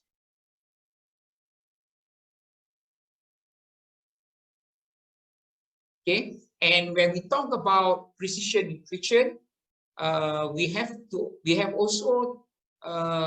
need to also consider environmental factors, because stress, which is very common under intensive poultry production, may result in changes or responses that alter the intestinal tract. For example, there will be stress, can be thermal or non-thermal stress, can elicit physiological and immunological responses, impair the intestinal integrity and inflammation, and cause inflammation, and also modify the population of microflora in the GI tract of poultry. So this factor must be taken into account when we discuss about precision nutrition. Okay, low protein amino acid supplemented diets. Okay, protein source, as we know, is the most expensive component in broiler diets. And protein requires a specific quantity and balance of essential amino acids and nitrogen for synthesis of non-essential amino acids rather than crude protein per se. So crude protein is, to some extent, is quite meaningless. What is more important here is the amino acid requirement. Yeah. So and today there are various commercial amino acid or synthetic amino acids that are available, and this may allow us to reduce the level of crude protein in poultry diets. So supplementing low crude protein diets with synthetic amino acid has been shown to save costs, decrease nitrogen excretion, and improve heat tolerance in broiler chickens. Okay, I would like to share some of our work that have been published on precision nutrition in chickens. So this work entitled Effects of Protease Supplementation of Low Protein and or Energy Diets on Growth Performance and Blood Parameters in broiler chickens under heat stress condition. This work was published in Italian Journal of Animal Science in 2019. So in this work, basically, we had 7 types of diets as shown here. We have number 1, we have the normal protein, normal energy, starter and finisher. So the level for starter is 3035 ME, CP crude protein level 21%, the ME for finisher is 3180, and the crude protein percentage was 90%. Then we had the normal protein, low energy diet. You can see that the energy was reduced to 2985 in the starter diet and 3130 in the finisher diet. We also had the low protein, normal energy diet. So we maintained the recommended level of protein, but we reduced the energy. We reduced the protein, but we maintain the energy level as shown here. The protein we reduced from 21 to 18.5% in the starter, and in the finisher from 19 to 16.7%. And we also had low protein and low energy diet. And we also included protease enzyme at 500 ppm to the low protein, normal energy diet and to the low protein, low energy diet. So, and the birds were subjected to 2 different ambient temperatures. We had the unheated and the heated environment. Okay, the unheated birds were maintained under 23 Celsius from day 22 to 42, and for heated, birds were subjected to 34 Celsius for 7 hours daily from day 22 to 42.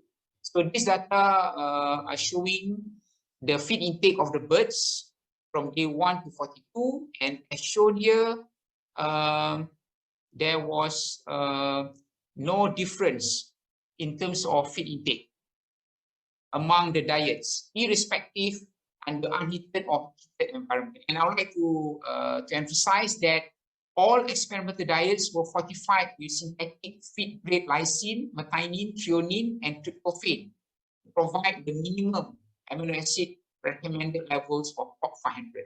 So there was no difference, irrespective of the ambient temperature. Okay, this is the weight gain data.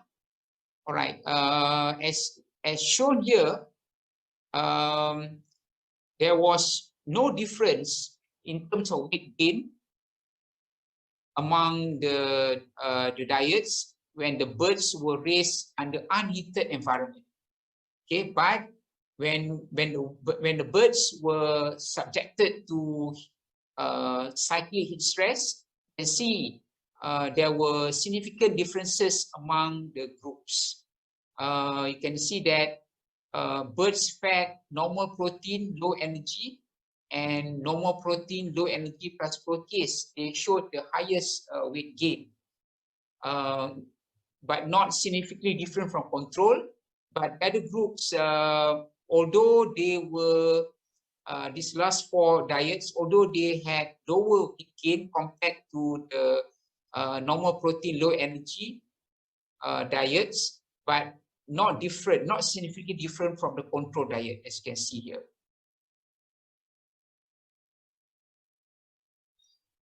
Okay, this is FCR. Okay, and interestingly, there were significant differences among diets within the unheated and heated group. You can see that when the birds were unheated, the normal protein, normal energy, or the control diet, birds had similar FCR compared to the low protein, normal energy diet. You can see here, right? So there was no significant difference. Same thing with the normal protein, low energy, and the low protein, normal energy diet, as shown here. But when the birds were raised under heat stress condition, you can see that all of these 5 groups, they had similar FCR, okay, except for these 2, the low protein, low energy, and the low protein, low energy plus proteins. So these 2 groups had significantly higher FCR as compared to the other groups. So you can see that not much differences in terms of FCR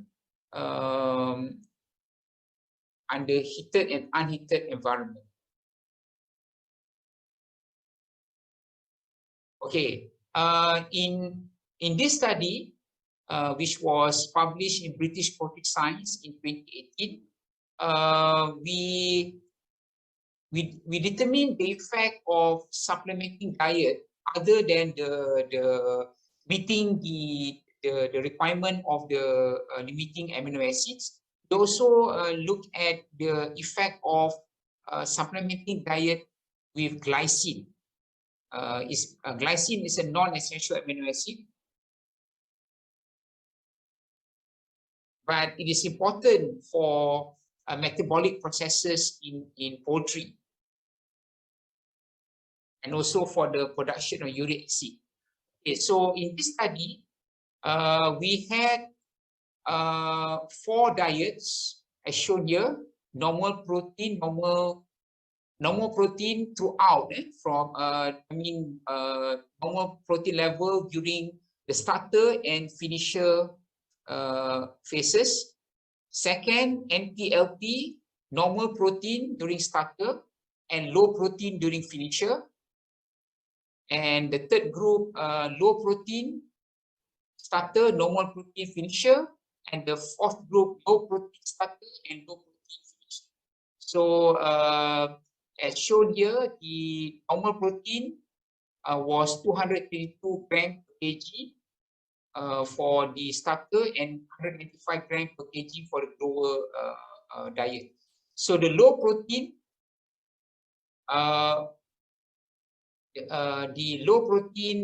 finisher reduced the crude protein to 147 grams per kg, and we fortified with glycine at 19.6 grams per kg. Okay, and so we also had the low protein LPNP, low protein diet, 173 grams per kg of crude protein, fortified with glycine during starter and normal protein. So this time we increased the glycine.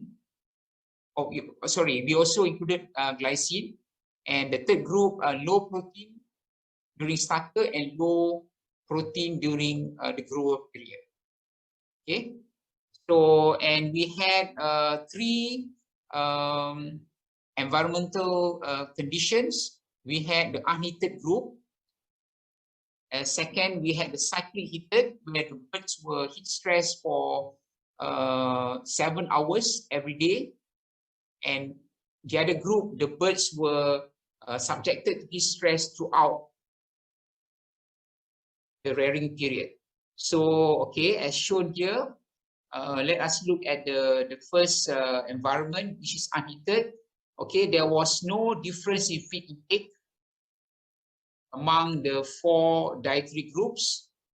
No difference in weight gain, although the birds were fed a low protein diet, and no difference in FCR among the 4 dietary groups.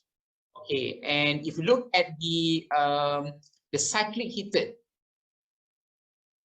again, there was no difference among the 4 dietary groups for feed intake, no difference in terms of weight gain, and also no significant differences in terms of FCR under cyclic heated environment. But interestingly, when the birds were subjected to constant heat stress, you can see that the feed intake of the normal protein, low protein group, they had lower feed intake compared to the control group. Similarly, the low protein group also had lower feed intake. And so as expected, because of the reduced feed intake, weight gain was also adversely affected, as shown here. So birds fed NTLP had significantly lower weight gain, and the similar trend was observed in the LTLP birds.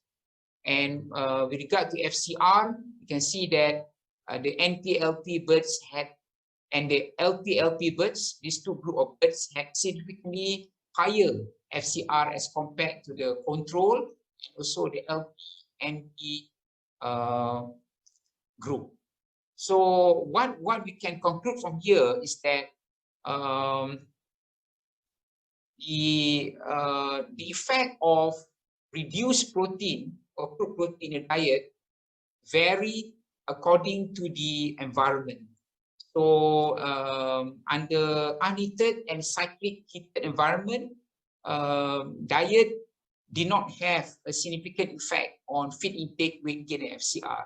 But when the birds were exposed to constant heat stress environment, as shown here, the normal protein, low protein diet and the low protein diet had poorer performance.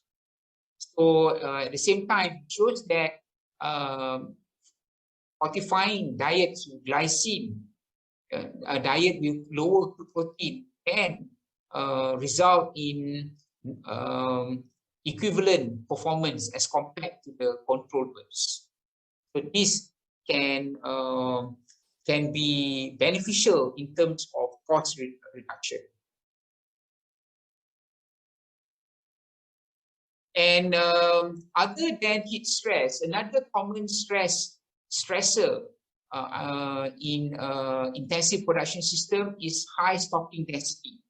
So in this study, we wanted to see whether we can feed reduced protein diets to chickens raised under higher stocking density. This work was published in Animal Production Science in 2019. Okay, so in this study, we had two diets. Actually, we had more, but I just single out the diet which showed similar trend as the control diet. Okay, as shown here, the control starter, we had 21% CP and 3035 energy. The low protein and energy starter diet, the CP was 19%, the energy was 295. And finisher, the CP for control 19%, the energy for control was 3180. And the low protein energy starter diet, the protein was 90% and the energy was 3180. So again, the levels of lysine, methionine, threonine, and tryptophan in both diets were maintained. And as you can see here, okay, for the low stocking density, we raised the birds at 10 birds per meter square. For the high stocking density, we raised at 15 birds per meter square. And we did not observe any significant diet by stocking density interaction for body weight and FCR. So this shows that stocking density did not influence the protein or energy requirement of birds. And interestingly, as shown here, if you look at the body weight of birds of these two groups, there was no significant difference. Both birds showed similar body weight and also similar FCR. So this study shows that we can reduce protein and also energy in the diet without any detrimental impact on the growth performance of the broilers. Okay, as we know, the commercial broiler chicken diet is routinely fortified with vitamins and trace mineral premixes. Okay, actually, a portion of the required vitamin and trace mineral can come from major feedstuffs such as corn and soybean meal. So if we can omit both vitamin and trace mineral premixes from the finisher diet of broilers, we can reduce the feed cost by more than 2%. Okay, and this can also be beneficial in terms of reducing residue in the chicken meat. Okay, so what we did in this study, we determined the effect of withdrawing vitamin and trace mineral premixes from the finisher diet, not the starter diet, from the finisher diet under the hot and humid tropical environment in Malaysia. Okay, so we had 4 groups here as shown here. We the first group, we deprived vitamin and trace mineral supplement for the last 3 weeks. That means from day 21 till day 42. The second group, we deprive the last 2 weeks. Okay, the vitamin and mineral withdrew from the last 2 weeks, and the third group, the last 1 week, the birds were deprived from supplemental vitamin and trace minerals, and the last group was controlled. I mean, the birds received vitamin and trace mineral throughout the rearing period. And interestingly, as shown here, we can remove the vitamin and trace mineral supplement even up to 3 weeks without any adverse effect on the body weight, feed intake, and FCR of the birds. So by practicing this, we can reduce feed cost by more than 2%.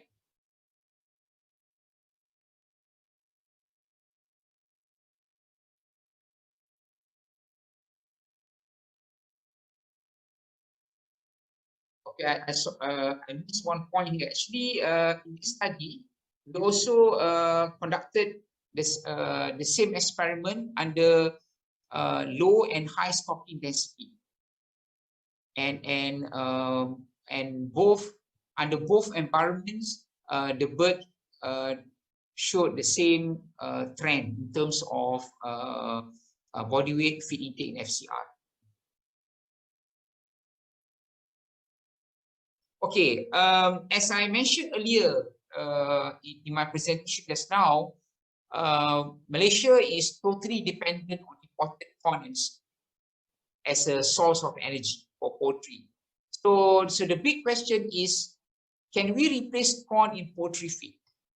A lot of studies have been done over the years or over the decades to look into alternatives to corn, such as tapioca, sweet potato, and so on. But other than determining the suitability of these alternatives in terms of nutrient content, it's also very important that the alternative is available in abundance in Malaysia. Okay, for example, a sweet potato, we do not have enough sweet potato to feed the population of chickens in Malaysia. Same thing with tapioca or cassava. But one of the, to me, one of the best alternatives to corn is palm kernel cake or PKC. Okay, this is the PKC is obtained from the kernel after the kernel oil is extracted. So this is a byproduct from the oil palm industry, and PKC is a good source of fat, protein, minerals, and carbohydrate.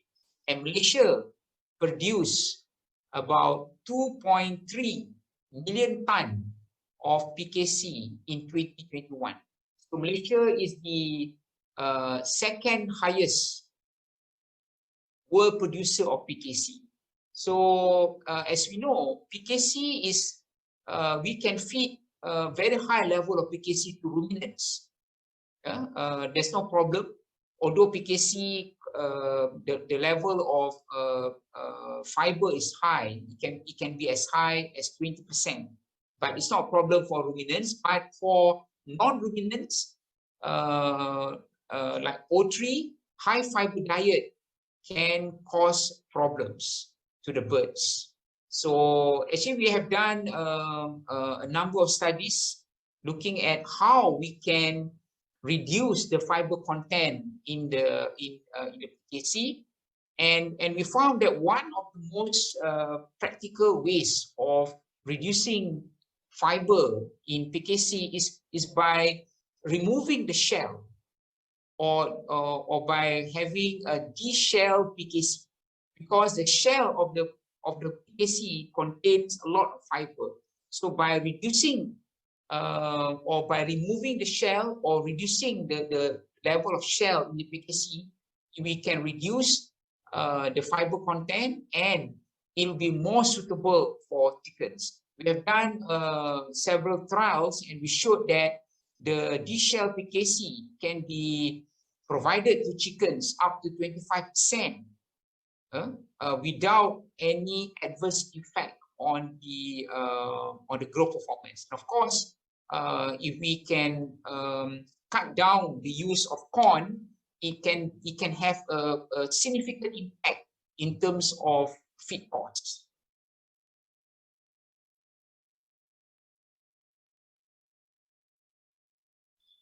Okay, what about protein?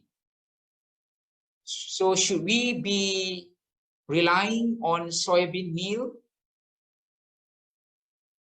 forever? I think we should be thinking of alternatives. So what is the protein feedstuff of the future? Okay, this is the answer. Insect, or the black soldier fly in particular. So why insect, or why black soldier fly, larva meal? Okay, the role of insects in the circular economy has far-reaching potential, and it can solve global protein and waste challenges. The beauty about these black soldier fly larvae, the feedstock comes from waste.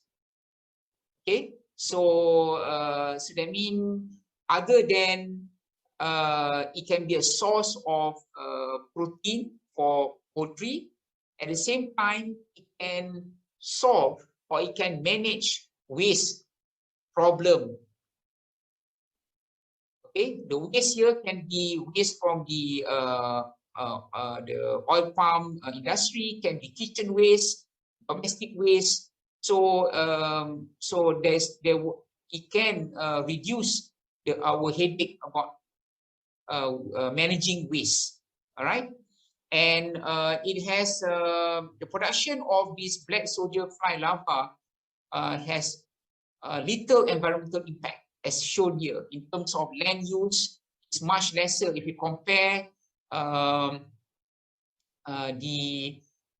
per kilogram of protein compared chickens and the black soldier fly larva. You can see that land use is very much lesser in the larva, the amount of water used, the energy used. So it is very environmental friendly. And the larva, as I mentioned, they are flexible in what they eat, transform large variety of feedstock, a very fast growth cycle, rich in protein, lipids, and minerals, and suitable for mass rearing. Okay, this is just to show an overview of how the bioconversion of the organic waste from waste to you can see here from waste to animal feed. Other than that, the larvae can also produce oil. One of the purpose of the oil is for cosmetic industry, and also the waste from the larva, which is called frass, can be a good source of organic biofertilizer. So this clearly shows that the BSF larvae has great potential to replace soya bean. And some very interesting facts about this black soldier fly larvae. It needs less than 2% land, and it needs less than 4% carbon to produce 1 kg protein compared to cattle. And 1 kg of BSF eggs grows to 6 tons of live larvae in 12 days. So they are fantastic bioconverter, generate 0 waste. 1 kg eggs will hatch to 35 million larvae in 3 days, and capable to bioaccumulate 45% crude protein and 35% fat on dry matter basis. Actually, the crude protein level varies according to the feedstock. So the fat quality is equivalent to coconut oil. And as you know, insects or larvae actually is a natural diet for many livestock species. So with that, thank you very much. Thank you, Professor IDRUS, for your presentation. And I hope everyone is still with me. And may I remind everyone to answer our poll question so you can get the chance of receiving a special gift from Lachance. So now on to our third poll question. Are you interested in trying bile acids in your farm?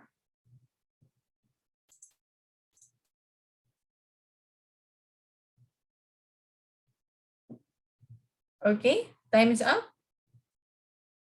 So thank you once again for answering our poll question. And so we're going to open the floor for your questions. So joining me now is Professor Dr. ZULKIFLI IDRUS to answer some of your questions. And one of these are, what software do you use in formulating your feeds in order for you to determine more or less the precision of your formula diet? Okay, thank you, Jomia. Thank you for the question. Well, depends. Sometimes we use BRIL, and sometimes we use some of my students they use Excel to prepare the formulation. Both are to me they can come up with very accurate formulation.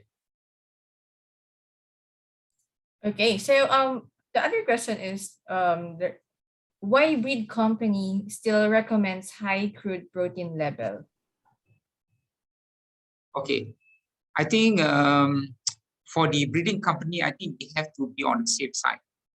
You know, to ensure that their birds can produce or can reach optimum production or growth. Okay, so it's a common practice for them to recommend. I don't say high level of protein, but the recommended level of protein. Okay, but as I mentioned earlier, crude protein, I don't say it's not important, but what's more important is the amino acid profile of the diet. That is more important. But that is actually what is required by the birds, not really crude protein. You can have a diet with high crude protein, but it's made up of non-essential amino acids.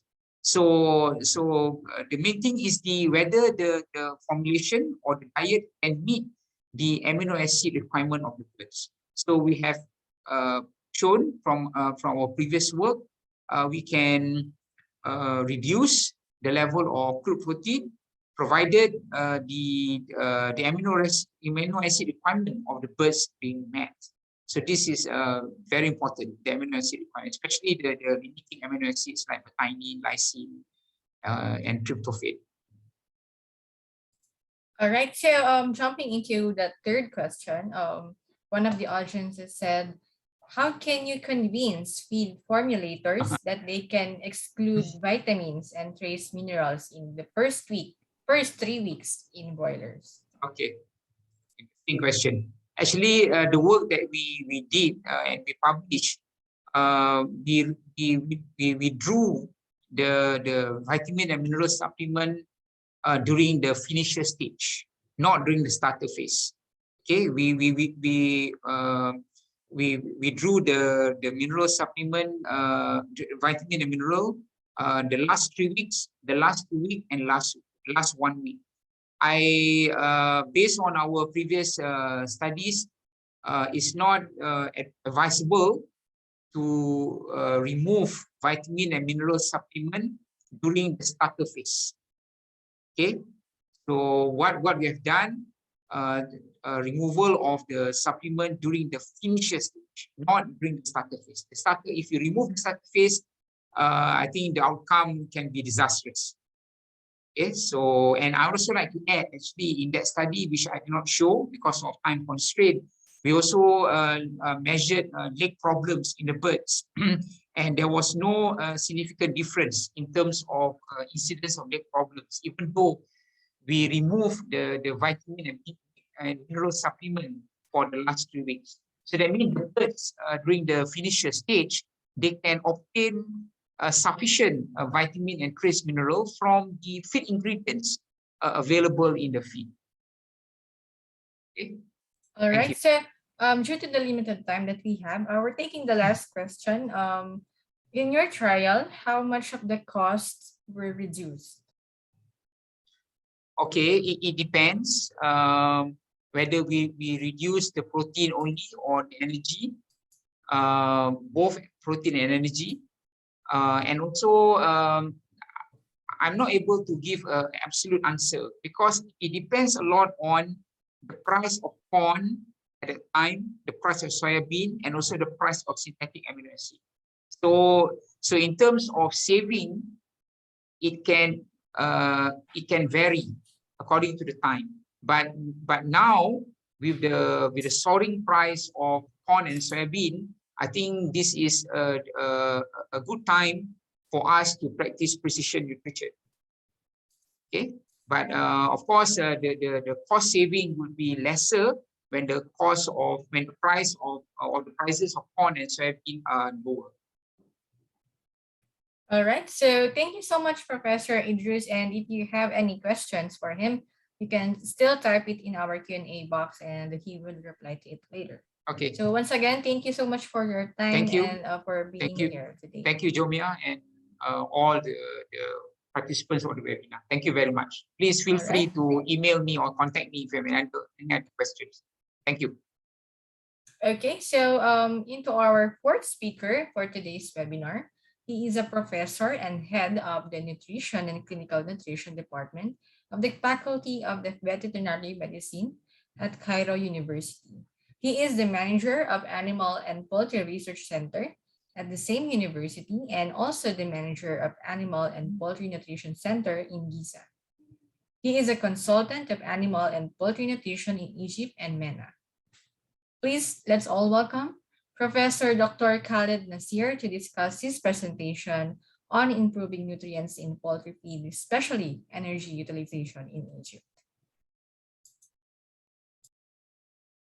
Assalamu alaikum wa rahmatullahi wa barakatuh. My colleagues in Muslim countries, I said Ramadan Kareem and happy Eid al-Fitr and Allahumma ballagna laylat al-Qadr. First of all, I would like to thank my colleague in Lachance on this webinar. Yes, my lecture today is how to improve nutrients in the poultry feeds, especially energy utilization in Egypt. My name is Professor Dr. Khaled Nasr, Professor and the Head of Nutrition and the Clinical Nutrition Department, Faculty of Veterinary Medicine, Cairo University. I am a consultant in Egypt and the Gulf and Middle East areas for nutrition and the clinical nutrition for monogastrics and ruminants. I am consultant also for many poultry farms and feed mills in Egypt. I am manager of the Animal and Poultry Research Center and Faculty of Veterinary Medicine University. Also, I am manager of Animal Nutrition Service Center. You know, Next, please. You know, the poultry industry globally, not all in Egypt, depends on 3 axes, like triangle. The first axis is the bird or the chick. Either this bird or chick is ready for meat production, broilers, chicken, or for egg, table egg production, layers, or for tile egg production, breeders, or GP grandparents. You know, nowadays we have high genetic potential in each type of the chicks. With this improvement in genetics of these different breeds, for every type of chicks need the second axis, which is the poultry feeds or the feeding and nutrition of these birds. Must be balanced feeds with the best cost, which is the least cost feed formula, covering all nutrient requirements according to the type of the bird and according to the breeds of this type of the birds. And third angle with which is important, which is the management and the hygiene of these birds. In Egypt, we have closed poultry farms, we have semi-closed poultry farms, we have open poultry farms, but little or few numbers of open poultry farms. Nowadays, not also in Egypt, but globally, the next please, the raw materials in the poultry feeds prices are incredibly high, especially the world search for the different source of energy, especially the sources of energy from the fat and the oils are very expensive as well. So the action and the objectives of this webinar, how to reduce the feed cost in the same time give high performance for every types of chicks, either broilers or layers or breeders or grandparents. So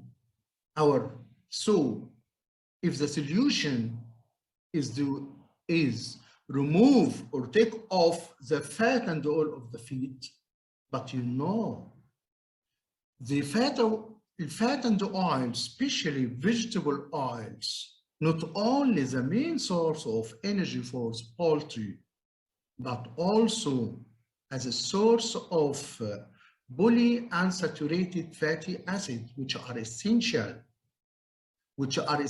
fatty acids, especially linoleic acids.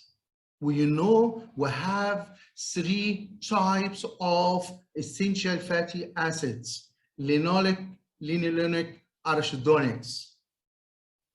So the importance of vegetable oils and fats, not only the main source of energy, but also as a source of essential fatty acids. Also, we have different types of the feeds in Egypt. We have mash feeds and we have crumble or pelleted feeds. Mash feeds always given to layers and breeders. So we need a source of energy from vegetable fat and oils as anti-dusting. Not only main source of energy, but also anti-dusting, prevents the dusting of expensive raw materials, fine raw materials, like the amino acids, like the monocalcium phosphate, like the premix, like the other feed additives, prevents the dusting of this fine line for these fine raw materials. Also anti-dusting, also palatable, give higher palatability of the feeds, yeah, as a source of essential fatty acid, which is important for growth of the bird, important for fertility and hatchability, especially in breeders or layers or grandparents, especially for the bone, which is important for immunity. Yeah. So now we are in Egypt. We have 10 million pound feeds. Next, please. We have 10 million feeds produced by the different feed mills. We have big-sized feed mills or Class A feed mills, which produces 2,000 or 3,000 ton feed daily, about 60 or 90,000 ton feed monthly. And we have Class B feed mills in Egypt, which can produce about 6,000 or 7,000 ton feed monthly. And also we have the Class C feed mills, which produces about 3,000 ton feeds monthly. You know, in Egypt, 90 or 95% of the production of these feed mills for broiler chickens. In Egypt, we need 1.3 billion of broiler chicken annually. Egypt can produce these numbers of broiler chickens, but we have a lot of stresses in the poultry industry in Egypt. Some physiological stresses, some pathological stresses, some produced from raw materials imported from abroad, yes, and we suffer globally, yes, from the higher prices of different raw materials in the poultry feeds. For example, we have broiler chickens, we have broiler chicken in Egypt, reared for 33 or 35 days. Average initial body weights as a hatch about 40 or 42 grams. Reared for this 33 or 35, classified into 3 stages. Broiler starter, give crumble feeds for 10 or 15 days. Yes. The birds consume about 500 gram feed, crumble feeds for these 2 weeks. Then change it to broiler growers, continue for 2 weeks. 3rd week can give also coarse crumble feeds. And the 2nd week of grower gives the pelleted feeds. Also change it to broiler finisher, pelleted feeds up to marketing and slaughtering. Next, please. Now in Egypt, we can targeting feed conversion rate 1.4 to 1. Actually, the broiler chicks can consume 1 kilogram, 1 kilogram 400 can give 1 kilogram body weight or daily body weight gains. So in the broiler cycle, which lasts to 33 or 35 days, the bird can consume 3 kilograms up to 3 kilogram 250, can give over 2 kilogram body weight. So in Egypt, now we reach FCR below 1.4. We reach to 1 37, 136 to 1. The broiler chick consuming 1 kilogram 370 grams feeds give to 1 kilogram body weight. Next, please. So, next, please. So we can, in Egypt, we have advanced poultry industry, either in broilers or layers or breeders. We have different breeds for broiler chickens like Cobb 500, Ross 3008, Argo Acres, Hubbard. We have also different breeds for layers, for H&N, Lumen, High 6, Bovins, and also for broiler breeders or layer breeders, in Egypt. We have a good results, good performance for broilers or layers or breeder in Egypt, because we have good check, need balanced, least cost, higher bioavailability of nutrients in their feeds, with excellent management and hygiene. But the diseases become more than before. We have a lot of viral challenges, especially in the broiler farms, from mycotoxin contaminations from the raw materials, from some viral diseases like avian influenza, Newcastle, IB, Gumboro. We have a lot of challenge. Although we have a good performance data for our chicken in Egypt. Next, please. Also, we have a lot of stress factors, either physiological stresses or pathological stress, as I discussed before. Physiological stress may come from higher genetic potential of the chicks, needs high nutrient requirements, because we need high productivity, high performance. And we are among of Mediterranean countries. We have a lot of physiological stress like heat stress. And we have semi-closed poultry farms. We have few open poultry farms. We have 2 systems of rearing in Egypt.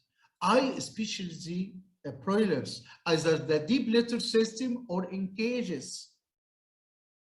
Now we increases the poultry farm, broiler farms with the cages, in order to avoid the many challenges, especially the coccidiosis,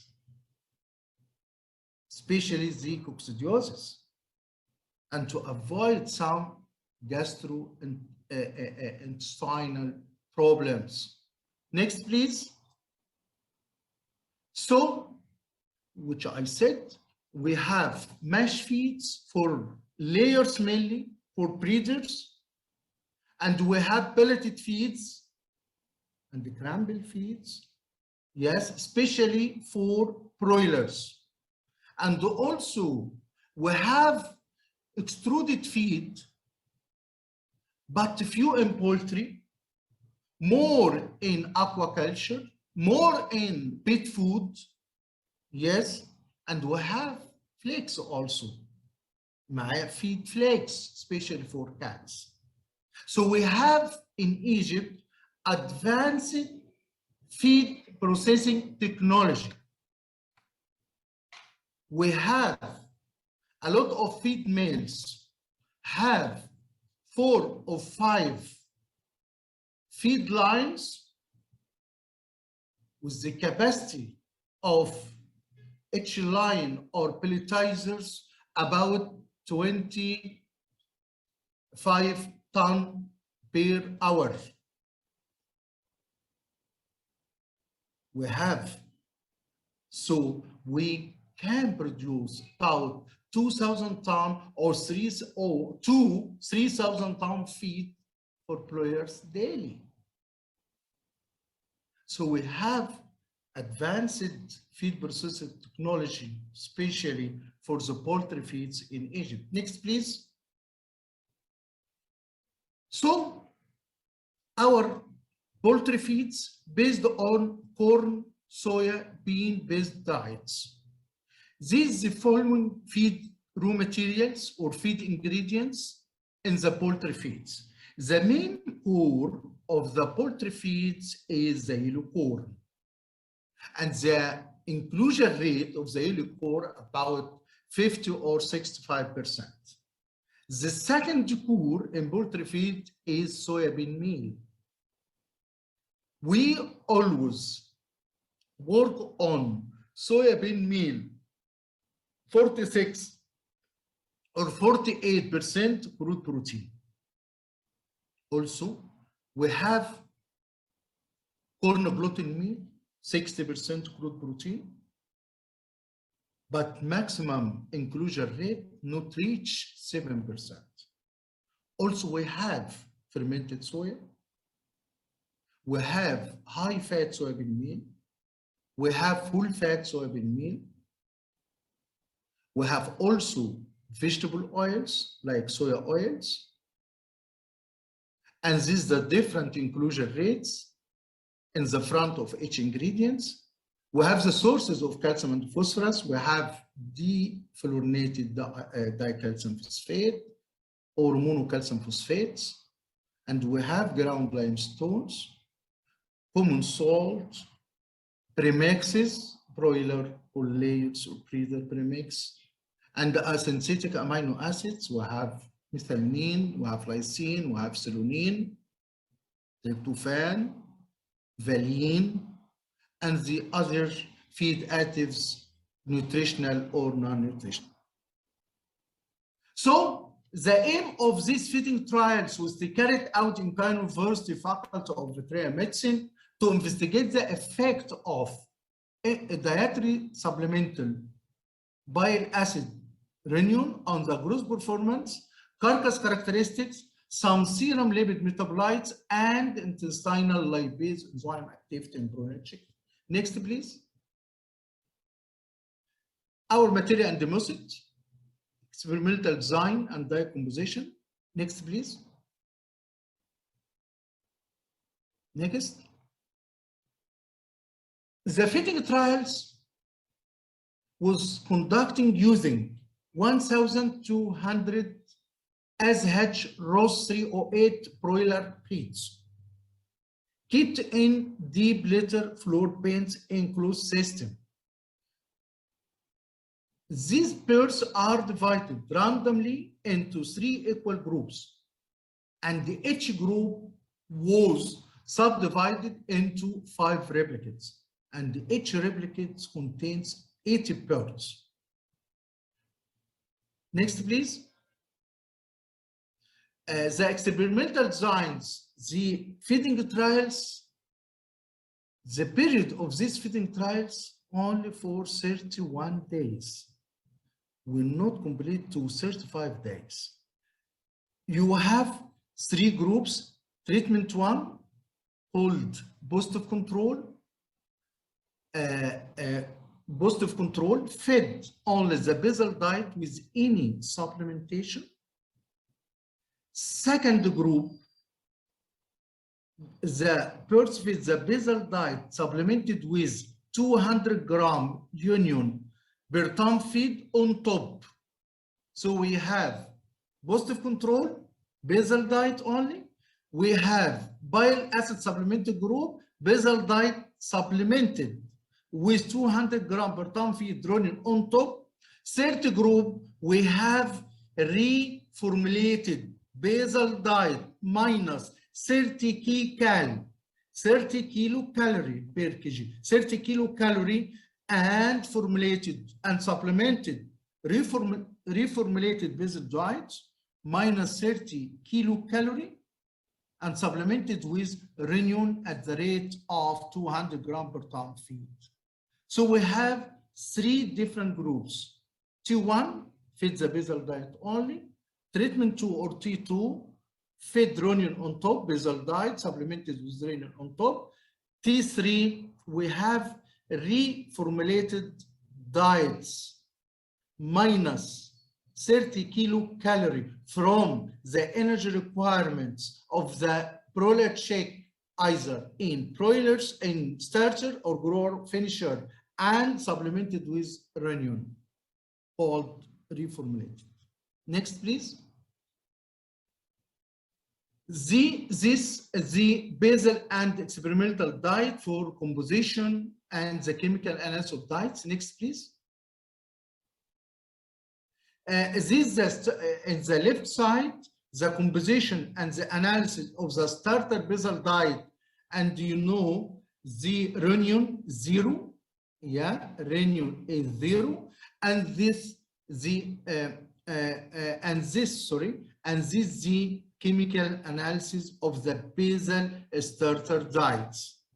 This reformulated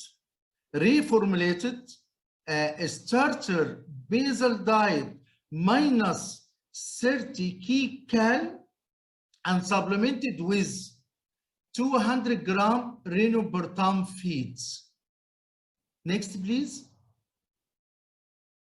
The same for grower basal diets and the grower reformulated diet with renin 1. Next, please. Next. Also for finisher basal diet and reformulated finisher diet with renin, this 0 inclusion rate of renin in the basal diets, and this reformulated finisher diet with 200 gram renin per ton feed. Next, please. Results. Next. First, the gross performance parameters. Next.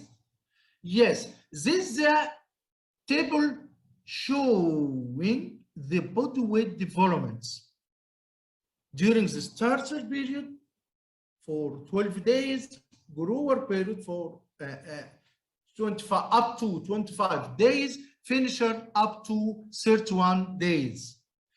All experimental periods 31 days. So we have significant increase in the body weights in the group 3, which is reduced metabolizable energy 30 kilocalorie and supplemented with the bile acid with the called reformulated. Yeah, this group fed reformulated diets, either starter or grower or finisher. Yes, with 30 minus 30 kilocalorie. Yeah, the T3 or group 3 show significant increase in the body weight during the different training phase, during starter, yeah, during grower, during finisher, yeah, then the control 1 and then the T2 or group 2, which fits the basal diet supplemented with the bile acid renin on top. Okay. Okay. Next, please. Also, the body weight gain. This is statistical analysis, not significant, but numerical increase in body weight gain. Also, the last slides for body weight development for body weight in a starter grower, not statistically increased, but numerical increase in body weight and body weight gain in T3 or group 3 than the T1 control 1 or than T2. Also, non-statistical significant increase in the body weight or body weight gain between the different groups, but we have significant increase, significant improvement in the body weight and the body weight gain in group 3 or T3, which is fed reformulated basal diet, minus or reducing 30 kilocalorie from the energy requirements of the bird and supplemented with renin at 200 grams per ton feed. Next, please. So the feed consumption also, we have significant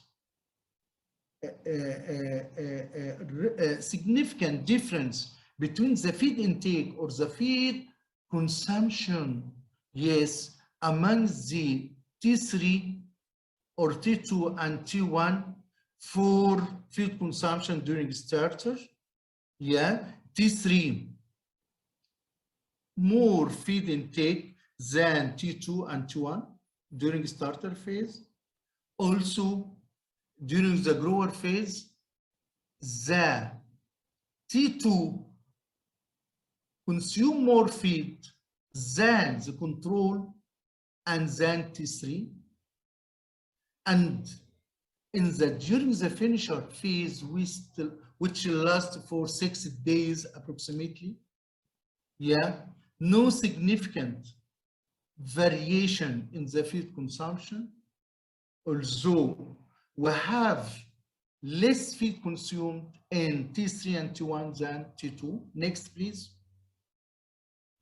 For the FCR, also we have non-significant difference during 12 days for starter periods or up to 25 days growers, but we have significant improvement in the feed conversion rate in the T3, which is fed in T3 group, which is fed reformulated basal diet, reducing the energy requirements 30 kilocalorie and supplemented with renin at 200 grams per ton feeds. We have significant improvement FCR 1.49 than the other treatments. Next, please. Also, for the cumulative performance of the broiler chicken, as summarized, we have improved in body weights in the supplemental renin or bile acid groups than the control one, improve in body weight, improve in body weight gain, improve in feed intake, improve overall, improve in FCR during the whole period, whole 31 days. 131 feed conversion ratio in group 3.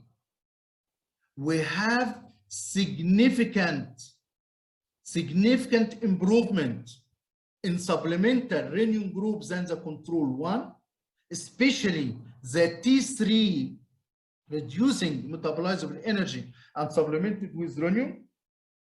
We have significant improvement in European efficiency production factor. We have more than 500 European efficiency production factor. Then we have significant improvement in European efficiency production factor in supplemental group than the control one. And between the supplemental group, we have significant improvement in T3 than the T2. Mortality rate, we have non-significant variation in the mortality percent among the different 3 groups, either the control or supplemental one. Next, please. The carcass traits or the carcass quality. Next, please. For dressing percent, and for breast percent, for thigh percent, for drum percent, we have non-significant difference in this carcass parts, yes, between the control and supplemental group, but the most important one, in the abdominal fat percent, we have significant decrease in the supplemental group with renin at 200 gram renin per ton feed than the control one. This is the most important one. Next, please. Also for the giblets, we have non-significant variation in the yield of the liver or gizzard or the heart between the control and the supplemental one. Next, please. Also for the immune organs, we have non-significant difference in the spleen or the persa weight percent between the control and supplemental one. Next, please. So before conclusion, we have blood biochemical indices or parameters measured during these experiments, but not finished yet the full analysis with also the intestinal lipase enzymes. And I promise you to show later on the blood biochemical indices in the form of cholesterol levels, trialkyl cholesterols, LDL, HDL, and also the pancreatic lipase. In conclusion, please, next. So the bile acid supplements in the form of renins in the group of broiler chicks in treatment 2 and treatment 3 achieved enhanced broilers, body weight gain, FCR, and ribbon efficiency production factors than the control 1:1. Also, the supplemental group with renin in the form of T2 or T3 reported improved relative weights of the carcass, breast, drumsticks, and size than the control 1. The most important one, the abdominal fat percent, significant low levels in supplemental group in T2, T3 than the control 1. The T3, which fed the basal diet, reformulated with minus or reduction of 30 kilocalories from the energy requirements and supplemented with renin, exhibited almost the optimal performance. Next, please. So before I thank you for your attention, I have, if we have many questions, is okay, please write me in the chat here or send me by email. Thank you for attending these webinars, and hopefully good luck. Happy Ramadan, happy Eid Fitr Mubarak. Thank you for attention. Thank you so much, Professor Nasir, for your very detailed presentation, I must say. Indeed, I hope everyone here learned on how we can improve nutrients in poultry feeds. So are you still guys with me? So why not we have another poll question to refresh your mind?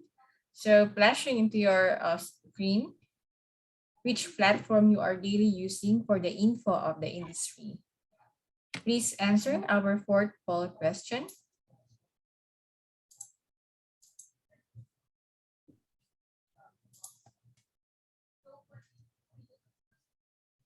Okay, time's up. So joining me here again, Professor Khaled Nasr, to address some of your questions. So Professor, one of the question is, if we are going to use a full-fat soybean, how should we adjust the formulation to save the energy? Yes, thank you very much. I would like to to know first, the full fat soybean meal is considered as a feedstuff for energy and protein sources. We know the full fat soybean meal is extruded feedstuff rich in protein, about 34 to 36% of crude protein, and the fat range from 18 to 22, average 20% of the fat. The big problem is the higher fat percent in these raw materials. So if we introduced in the poultry feeds, can reduce maximum from 20 to 12 or 13%, yes, and they must be not stored maximum for 3 to 5 days. Yeah, each 5-ton car with the feed mill and finished can give other transfer, yeah, because afraid of rancidity. Also, if we increase the inclusion rate of this raw material, can make problems in the feed processing, yeah, more fineness in the pelleted feeds, more rancidity, yeah, and more mycotoxin. This must be the precautions for using this like material full fat soybean meal. Thank you. Okay, thank you so much for your explanation, Professor. Yeah. So another question from the audience. The question is, what are the benefits of fat coating systems in feed mills, and how can we reduce the cost from this point? You know that most of the poultry feeds or poultry diets in the world are plant origin.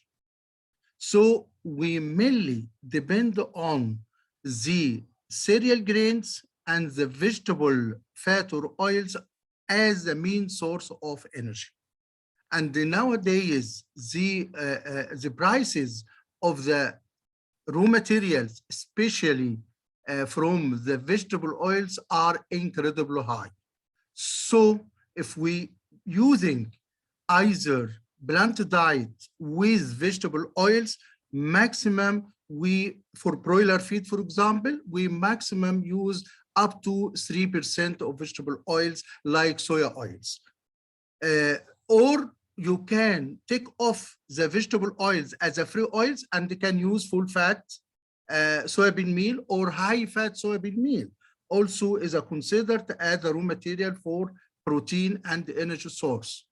The importance of the vegetable oils, not the rich source of energy among all feedstuff or among nutrients like carbohydrates or protein, as I explained in my lectures, and the source of essential fatty acid, and. So how to maximize the utilization of this amount or this percent of vegetable oils, although have higher prices. So we must improve or maximize the digestion and the absorption of these fat or oils by using like gut emulsifiers like the bile acid or lysolecithin or lecithin or other phospholipids. Yeah? Okay. Yeah, so actually we have a couple of questions here, but since we're running out of time, I'll take one last questions for you, sir.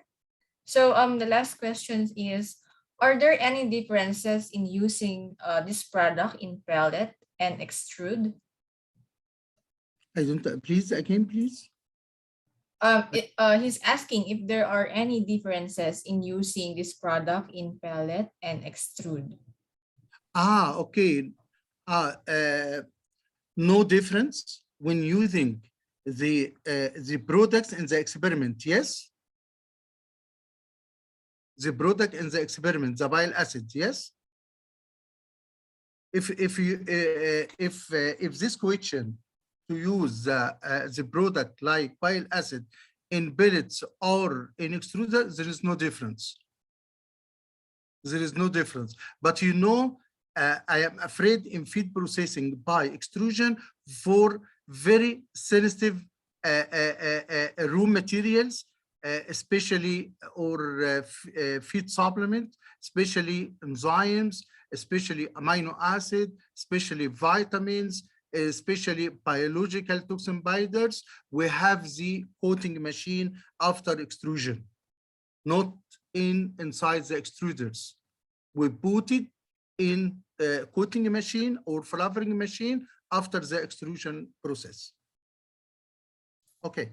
Okay, thank you so much, Professor Nasir. And for all those who still have questions for Professor, you can type your questions here, or you may also send it to info@sdlachance.com, and Professor Nasir will get back to you. Once Okay. again, thank you so much for your time today, and we hope to see you again in the future webinars. Okay, so we're now down to our last speaker. So I hope you'll stay with us until the end of this webinar. Our fifth speaker today is a senior nutritionist who graduated from Shandong Agricultural University and majored in animal nutrition and feed processing. He has worked as feed quality control manager, regional feed formulator, and technical director and general manager in several big companies, including Blue Mountain Group, Hemi Group, and Tyson Food Incorporated. He has over 20 years practical experiences in poultry feed and breeding. Today, he will discuss the application in cases of bile acid in reducing cost and increasing efficiency in poultry in China. May I call on Mr. Wang Jianmin to share with us his presentation for today. 大家好，我是山东隆昌集团技术服务中心的王建民。下面由我来给大家交流胆汁酸在肉鸡和蛋鸡降本增效上的一个应用。主要交流的内容分3部分，第一部分是常用降本增效措施，第二部分是肉鸡降本增效的案例，第3蛋鸡降本增效的案例。首先讲一下家禽降本增效的一个措施。首先我们都知道有个古语叫家趁万贯，带毛的不算，这也说明了我们饲养过程中要加强生物安全的管理，一旦鸡只得病，损失是非常严重的。第二个是加强鸡舍温度的管理，所以说在常用的温度下，温度越高，蛋鸡的采食量会越低，节约的饲料成本也就会越多。假设饲料能量按2650千卡每公斤计的话，温度每增加1度，能量需求就会降低4000卡每只每天，采食量会降低1.5克每只每天。第3个就是数据化管理，数据化管理的目的就是根据它的饮水和采食的规律，可以看出这个鸡群是否有异常，来及时的调整控制。第3个还有一个体重管理，体重管理的目的就是在达到同样生产性能的情况下，鸡只的重量越小，它的维持消耗就会越低，鸡的采食量也会越低。左边这是海蓝鹤的这个遗传育种，你看体重从1990年到20年到2010年，它这个体重是往下降的，所以说在达到同样生产性能的情况下，它的采食量是每年是递减的。右边这个是农大3号，一个体重的一个图线，所以说它这个体重只有1600克左右，所以说它这个采食量只有90到100克，所以说采食量非常低，但是它的产卵性能并不差。饲料能量按2650千卡计算的话，体重每增加50克，能量需求就会增加4.5千卡，采食量就会增加1.7克。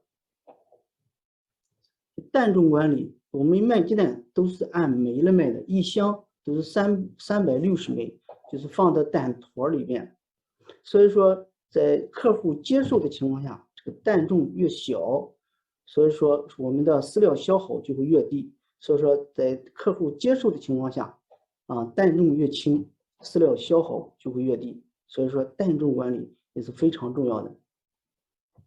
第二个方面就是饲料成本和饲料成本的控制。首先是玉米豆粕减量替代，因为近2年玉米和豆粕的价格在高位运行，影响饲料成本是非常高的。所以说现在都在考虑玉米和豆粕的减量替代。玉米的减量替代一般都是使用一些糙米、稻谷、进口大麦、高粱等。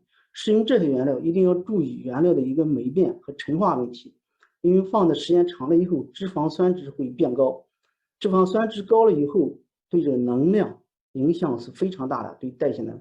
所以说使用这些原料的时候，要根据情况，代谢能的指标要做相应的一个调整。豆粕的减量替代，主要是要用一些非常规的性价比高的蛋白原料来替代，如氨基酸渣、花生粕、DDGS、玉毛粉等。使用这种原料，配方优化时一定要用有效氨基酸的模型来优化。如果用总氨基酸的话，可能给以前的配方结构变化比较大的话，质量就会出现一个大的浮动。再有就是对性价比高的蛋白原料要加大用量，要根据自己的经验，以确保产品质量的前提下，来加大。如花生粕可以加到8%，蛋白粉可以加到7%，羽毛粉可以加到2%。当然也要根据品种和阶段的不同，会有所差异。第二个就是油脂的利用率降低，提高油脂的利用率，降低油脂的添加量。油脂2022年豆油的价格一直在1万块钱以上，没有低于1万过。所以说油的价格对饲料成本影响也是非常大的。近几年油的添加量一直在往上增加，所以说怎么来降低油脂的用量，来降低成本，这也是大伙考虑的一个主要问题。直接降油肯定是不行的，要直接降油的话，能量会降低，采食量会增加，最终养殖成本并没有降低。所以说我们只能在降低油脂用量的前提下，提高油脂的一个利用率，来达到降本的一个效果，还可以保证养殖成绩。第三个就是饲料配方的精准化。饲料配方精准化也是养殖场要根据自己饲养的品种、饲养的阶段和生产性能来选择相应的饲料。饲料厂要根据养殖品种、养殖模式、当地气候来配置最合适的，也是最佳营养浓度的一个饲料。所以说我们在饲料方面，在配置前一定要把原料氨基酸数据要与实际库存的数据一定要相符。从表上可以看出，都是玉米、小麦，但是氨基酸差异是比较大的。所以说我们只有把数据库的氨基酸和实际库存原料的氨基酸相符了，才能达到你设计的一个生产成绩。这原料代谢能也要与实际库存原料一定要相符。这是7个玉米的检测数据，最低的代谢能3179，最高的3452，所以说差了200多大卡，所以说对成本影响也是巨大的。包括后边的麸皮，一个是1576，一个是1836，也是接近300大卡，所以说这个影响成本也是非常大的，特别是淡基和种基用麸皮比较多的一些饲料品种。所以说同种原料受产地、厂家、储存和加工方式等因素的影响，营养指标代谢能会存在一个较大的一个差异。建议原料进场应根据检测项目及时的检测或送检，避免不必要的损失，也为我们精准营养提供相应的一个依据。第三个就是原料数据库修订与配方调整的一个批次。原料数据库的修订，我们要在每次配方调整以前，要对所有在库原料的数据进行修订，要根据化验室的数据、库存的批次和我们使用量来调整。假设说我5天调整一次，要根据这5天的使用量，根据库存的批次来调整你的数据库。配方调整的频次一般我们是5天或者是1周，这个要根据自己的实际情况。频次越高，你的产品的质量相对就会越稳定。第4个，功能性添加剂的合理选用，要充分利用每类添加剂的功能特点，按需添加，就避免同类产品的重复使用。第2个就是关注保肝健肠和体免，因为近几年霉菌毒素比较严重，所以说保肝是非常必要的。第4个就是管理饲料品质，避免饲料问题造成的一个损失。饲料营养是基础，也是养殖成绩达到我们想需求的一个基础。所以说原料方面对霉菌毒素的污染、优质不合格，近2年是普遍存在的，所以说对饲料原料要严格把控。饲料进仓后，肠道疾病是目前主要的一个挑战。下面是我们2021年我们集团研发中心检测的1088份样品霉菌毒素的一个统计数据。我们检测的有饲料、植物性原料、麸类、麸类和玉米副产品。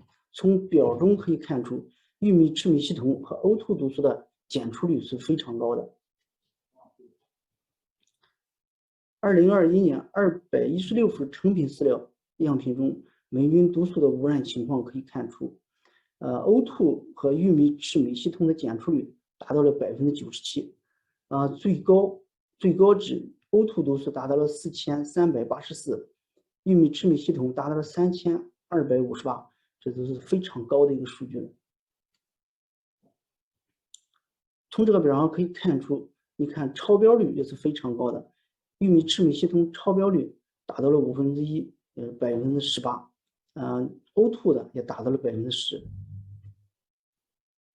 我们做饲料的时候，有时候会检测到，我检测我的饲料霉菌毒素并不超标，但是养殖现场会发现霉菌毒素中毒的一个症状，这是什么原因呢？这就是我们表上可以看到的，大部分时候是4种毒素同时存在的，这种情况占到了47%，也是毒素之间它有一种协同效应，虽然说都不超标，但是它这个协同效应作用下，现场会表现出一种霉菌毒素中毒的一个反应。再一个就是我们检测的霉菌毒素都是游离态的，而毒素的存在形式有2种，一个是游离态，一个是结合态。结合态的这种我们平常检测是检测不出来的，但检测不出来的这结合态的毒素进入机体内，会在各种酶的作用下释放出游离态的毒素来侵害动物，所以说也会表现出一种霉菌毒素中毒的一种现象。这是我们油脂检测的一个数据。我们检测的油脂主要是华东和华北。华东占的比例是最高的，占了66%。这3个区域主要是以禽油为主，豆油和猪油为次，主要这3种油脂。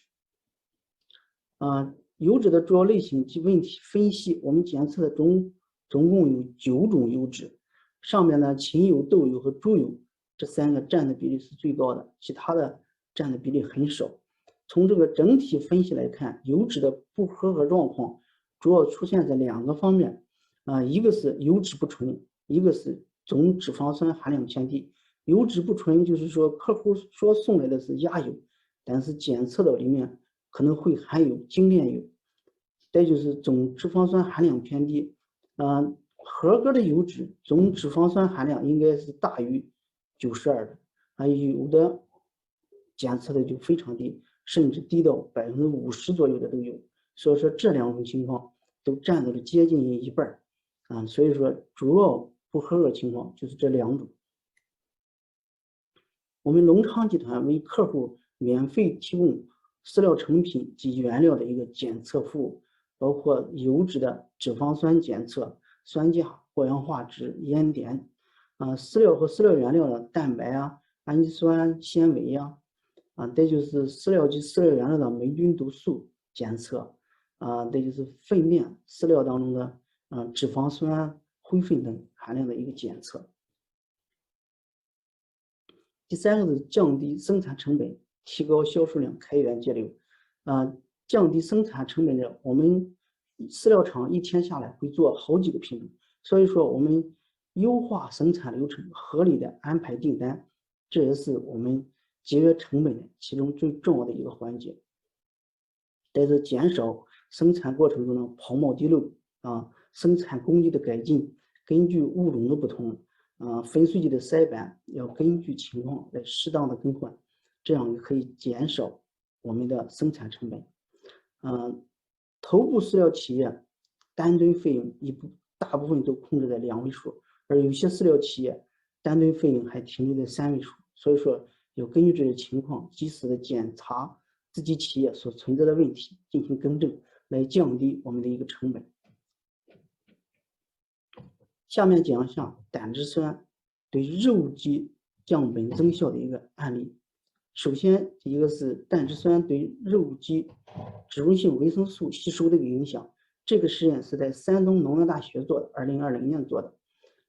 选择双 A 肉鸡84只，随机分为3组，每组2个重复，每个重复14只鸡，主要检测肉鸡肝脏和血清中脂溶性维生素的一个含量。组别处理，就对照组是基础质量，实验1组是基础质量加200毫克每公斤的乳能，实验2组是基础质量加400毫克每公斤的乳能，乳能是为30%的胆汁酸遇混剂。从表上可以看出，饲料中添加200还是400毫克每公斤的胆汁酸，肝脏和血清中脂溶性维生素的含量都得到了一个大幅的一个提升，特别是添加400克的时候，与对照组相比达到了一个显著的一个差异。结论就是，肉鸡质量中添加400毫克每公斤的乳能，可显著促进脂溶性维生素的吸收，增加脂溶性维生素在肝脏中的沉积，其中维生素 A、D 利用率提高15%到20%，维生素 E、氦的利用率提高10%到15%。第二是胆汁酸对肉鸡前期生产性能的一个影响，这个是在山东聊城的一条龙企业所做的，也是双 A 肉鸡，总共是2400只，随机分为对照组和实验组，每组12个重复，每个重复100只，公母各半。实验质量就对照组是基础质量，实验组是基础质量添加300毫克每公斤的乳能，这个乳能是20%胆汁酸遇混剂。测定指标主要是测定肉鸡的平均体重、增重、死逃率、料肉比和欧洲指数。从这个表中可以看出，21日零时，不管是公雏还是母雏，平均体重比对照组都有一个明显的一个提高，包括料肉比，母雏降低了0.05的料肉比，而公雏降低了0.04的一个料肉比。欧洲指数也有一个提高，公雏提高了23，而母雏提高了32，所以说欧洲指数提高幅度也是比较大。从这个实验可以得出，肉鸡前期质量添加300毫克每公斤乳能，可显著提高雏鸡的体重，同时降低雏鸡的料肉比和死逃率，提高欧洲效益指数。第3个案例是胆汁酸对广西三黄育肥期生产性能和知识代谢的影响。实验设计就是选用80日龄、体重900克左右的三黄小母鸡1200只，随机分为4个处理，每组3个重复，每个重复100只。实验周期，预示期是4天，实验期是35天。对照组就是基础质量，实验1组是基础质量加200毫克每公斤乳能，实验2组基础质量加350毫克每公斤乳能，实验3组是基础质量加500毫克每公斤乳能，乳能为30%的胆汁酸遇混剂。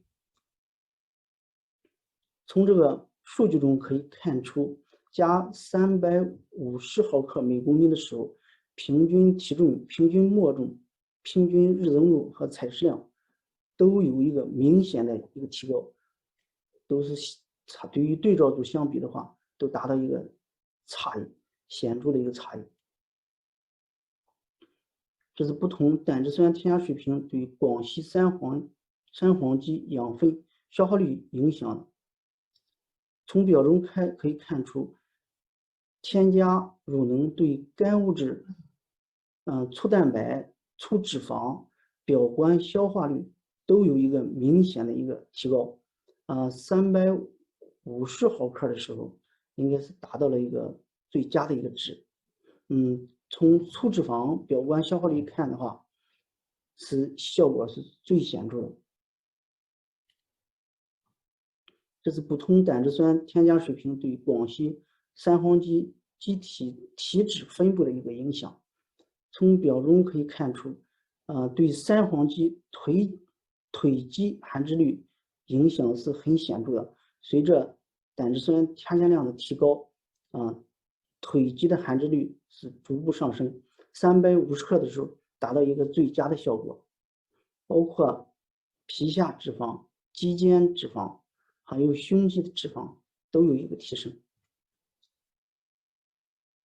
这是不同胆汁酸添加水平对广西三黄鸡肉品质的一个影响。从吸水率和滴水率可以看出，添加胆汁酸对这个胸肌和腿肌的吸水率都是提高的，对它的滴水损失都是降低的。这是不同胆汁酸添加水平对广西三黄鸡肠道消化酶指标的一个影响。添加胆汁酸以后，对乳糖酶、脂肪酶、激素敏感性脂肪酶，包括胰蛋白酶，这4种酶都有一个激活的一个作用。我们主要测了十二指肠和回肠一个酶活的一个效果。可以看出，在十二指肠对脂肪酶和激素敏感性脂肪酶的效果是最好的，而回肠中这4种酶都有一个活性提高的一个效果。结论就是在广西三黄鸡育肥期饲料中添加乳能，有助于促进广西三黄鸡生长，提高采食量，并充分利用饲料营养养分，降低广西三黄鸡腐殖率及增加胸肌含脂率，且明显提高腿肌脂肪含量，提升十二指肠回肠肠道消化酶的活性。这是第4个案例，就胆汁酸替代乳化剂在肉鸡中后期饲料中的一个应用。这是在山东诸城一个1条龙企业做的，就是在中后期直接替代乳化剂，这个乳化剂为溶血卵磷脂。从数据中可以看出，我们加上胆汁酸以后，它的成活率，包括出栏重还有料乳比都得到了一个改善。也就是说，从肉鸡中后期添加200毫克每公斤的乳能，替代500毫克每公斤乳化剂，可以提高养殖效益，节约一个饲料成本。第3部分就是胆汁酸在蛋鸡降本增效上的一个案例。案例1就是胆汁酸对蛋鸡生产性能的一个影响。这是选择了245日龄罗曼赫蛋鸡3000只，随机分为对照组和试验组，每组3个重复，每个重复500日鸡。对照组是基础质量，试验组是基础质量加60 ppm 胆汁酸。试验周期是30天，预试期是7天。从数据中可以看出，死逃率得到一个明显的一个改善，残蛋率得到了一个提高，而不合格蛋率得到一个明显的一个降低，由原来的2.52%降到了0.52%。不合格蛋包括破壳蛋、软壳蛋和畸形蛋，蛋重有增加趋势，不明显。料氮比得到了一个降低。结论就是氮基质量中添加60 ppm 胆汁酸，氮基死逃率降低了2.1%，残氮率提高了1.6%，不合氮率降低了2%，料氮比降低了0.04。案例2就是胆汁酸对氮基生产性能的影响。这是在516日龄准备淘汰的海蓝褐氮基上做的，总共是6000只，分为对照组和实验组，每个组3个重复，每个重复1000只。对照组是基础质量，实验组是基础质量加60 ppm 胆汁酸，实验周期也是30天，预示期是7天。这是在菏泽某个机场来做的。从表中可以看出，初始的产氮率一个是75.15，一个是75.14，基本上是相同的。从4周平均值来看，实验组的平均值是75产氮率，而对照组的产氮率只有73.26，所以说得到一个明显的一个改善。料氮比也得到了一个明显的改善。所以说在拟淘汰氮基质量中添加60 ppm 胆汁酸，可显著降低氮基的一个死逃率，4周氮基产氮率提高了1.74%，料氮比降低了0.25%，也相当于降了9.96%。这是案例3，这是在59周龄海蓝褐氮基，总共催卵是46988只，乳能的添加量是500毫克每公斤，实验周期是18天。因为这个鸡出现脂肪肝，所以说添加量相对来说会大一些。从数据中可以看出，日平均脂肪肝率得到了一个明显的一个改善，由73%降到了32%。所以说氮基质量中添加500毫克每公斤乳能，氮基质量平均死亡率降低了0.01%，日平均脂肪肝占比降低了41%，破氮率降低了0.06%。总结就是，当前形势下，降本增效已成为饲料和养殖企业必须考虑的问题。多年实践证明，胆汁酸在降本增效方面已经得到了广泛的证实。第3，就胆汁酸可以有效提高肉鸡、蛋鸡对营养物质的利用率，改善生产性能，降低成本，提高养殖效益。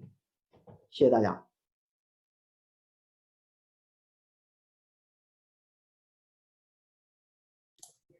Thank you so much, Mr. Jianmin, for your presentation. And finally, we can have our last poll question. And I hope you were able to answer it now. So flashing into your screen, do you have fatty liver problems on your laying hen farm? Is it a yes or a no?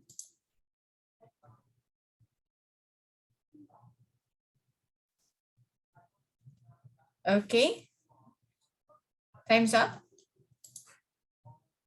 So now we can jump into our last Q&A segment.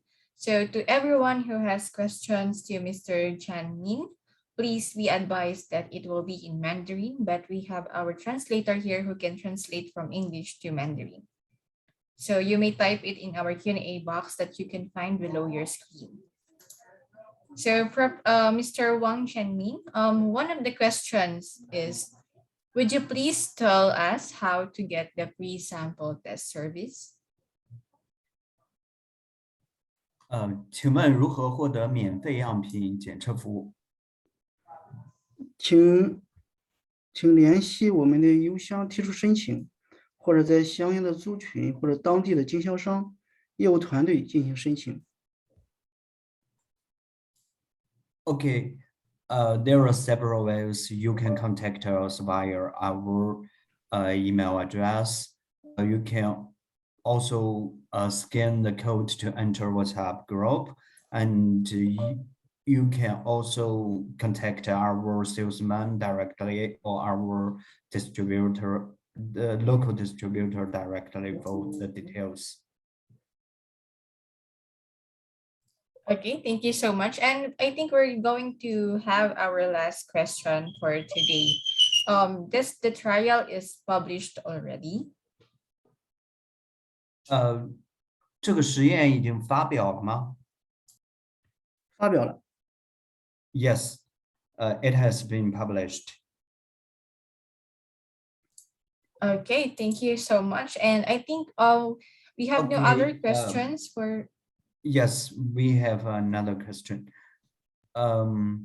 This question is from the domestic customer, and the question is, 目前情况下 FCR 降0.01亿吨肉鸡饲料可以节省多少成本？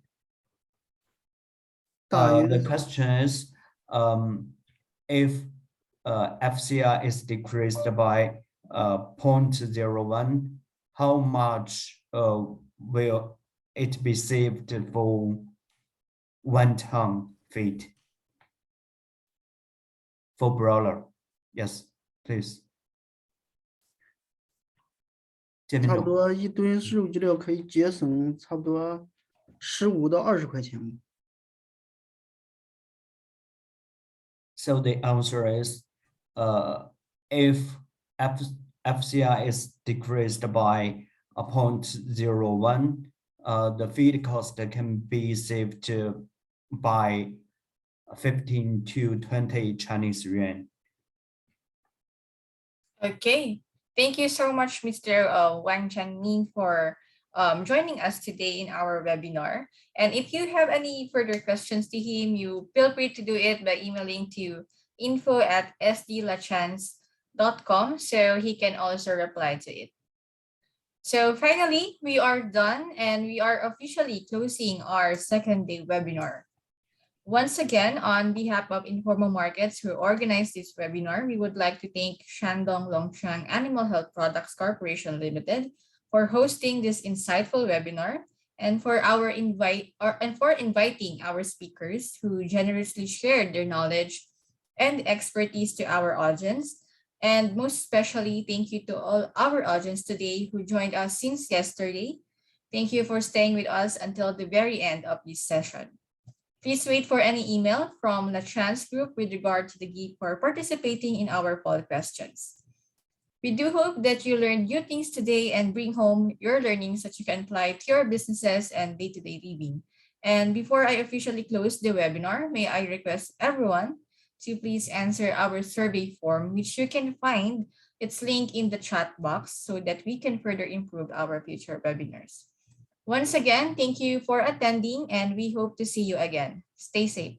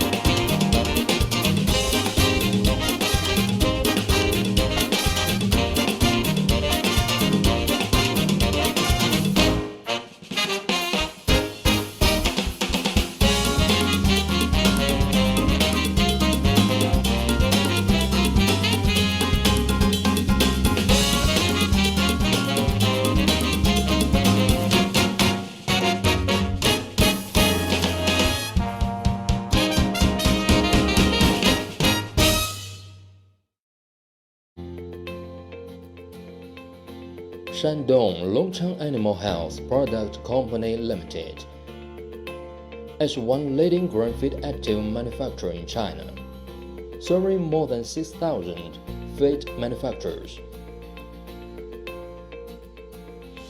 and over 10 million farmers in husbandry industry, with the solutions to reduce production costs and improve production performance.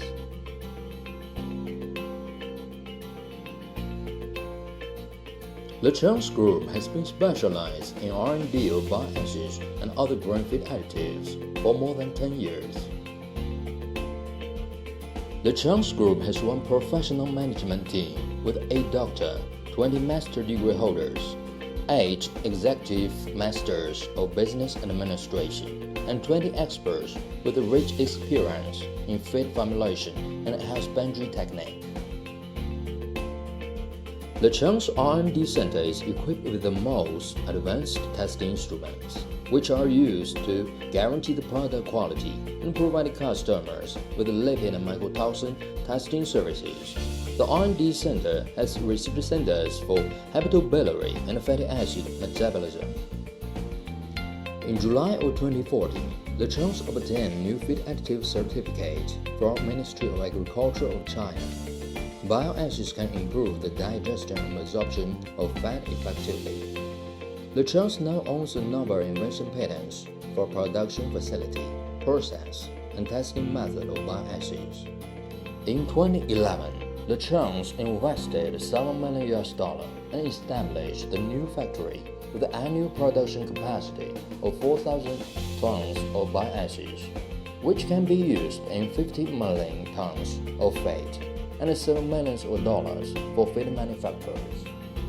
Lachance launched Happiness Feed, extracted from Eucommia omodis, to replace some antibiotics and improve antioxidant capacity of the body, which plays an important role in promoting husbandry without antibiotics.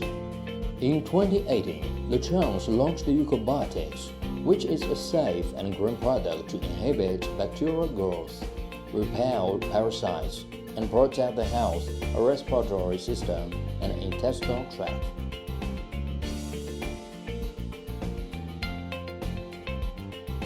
Lachance has the mission to develop the natural extractive feed additives, save production costs, and improve production performance of husbandry industry. Lachance products have been exported to USA, Egypt, Russia, Malaysia, Thailand, Vietnam, and other countries and areas, and well received by customers from international markets. LachanceGroup will increase the investment in scientific research and development of green, safe, and environment-friendly feed additives, and work together with customers both in China and abroad to promote the safe and healthy development of husbandry and aquaculture industry.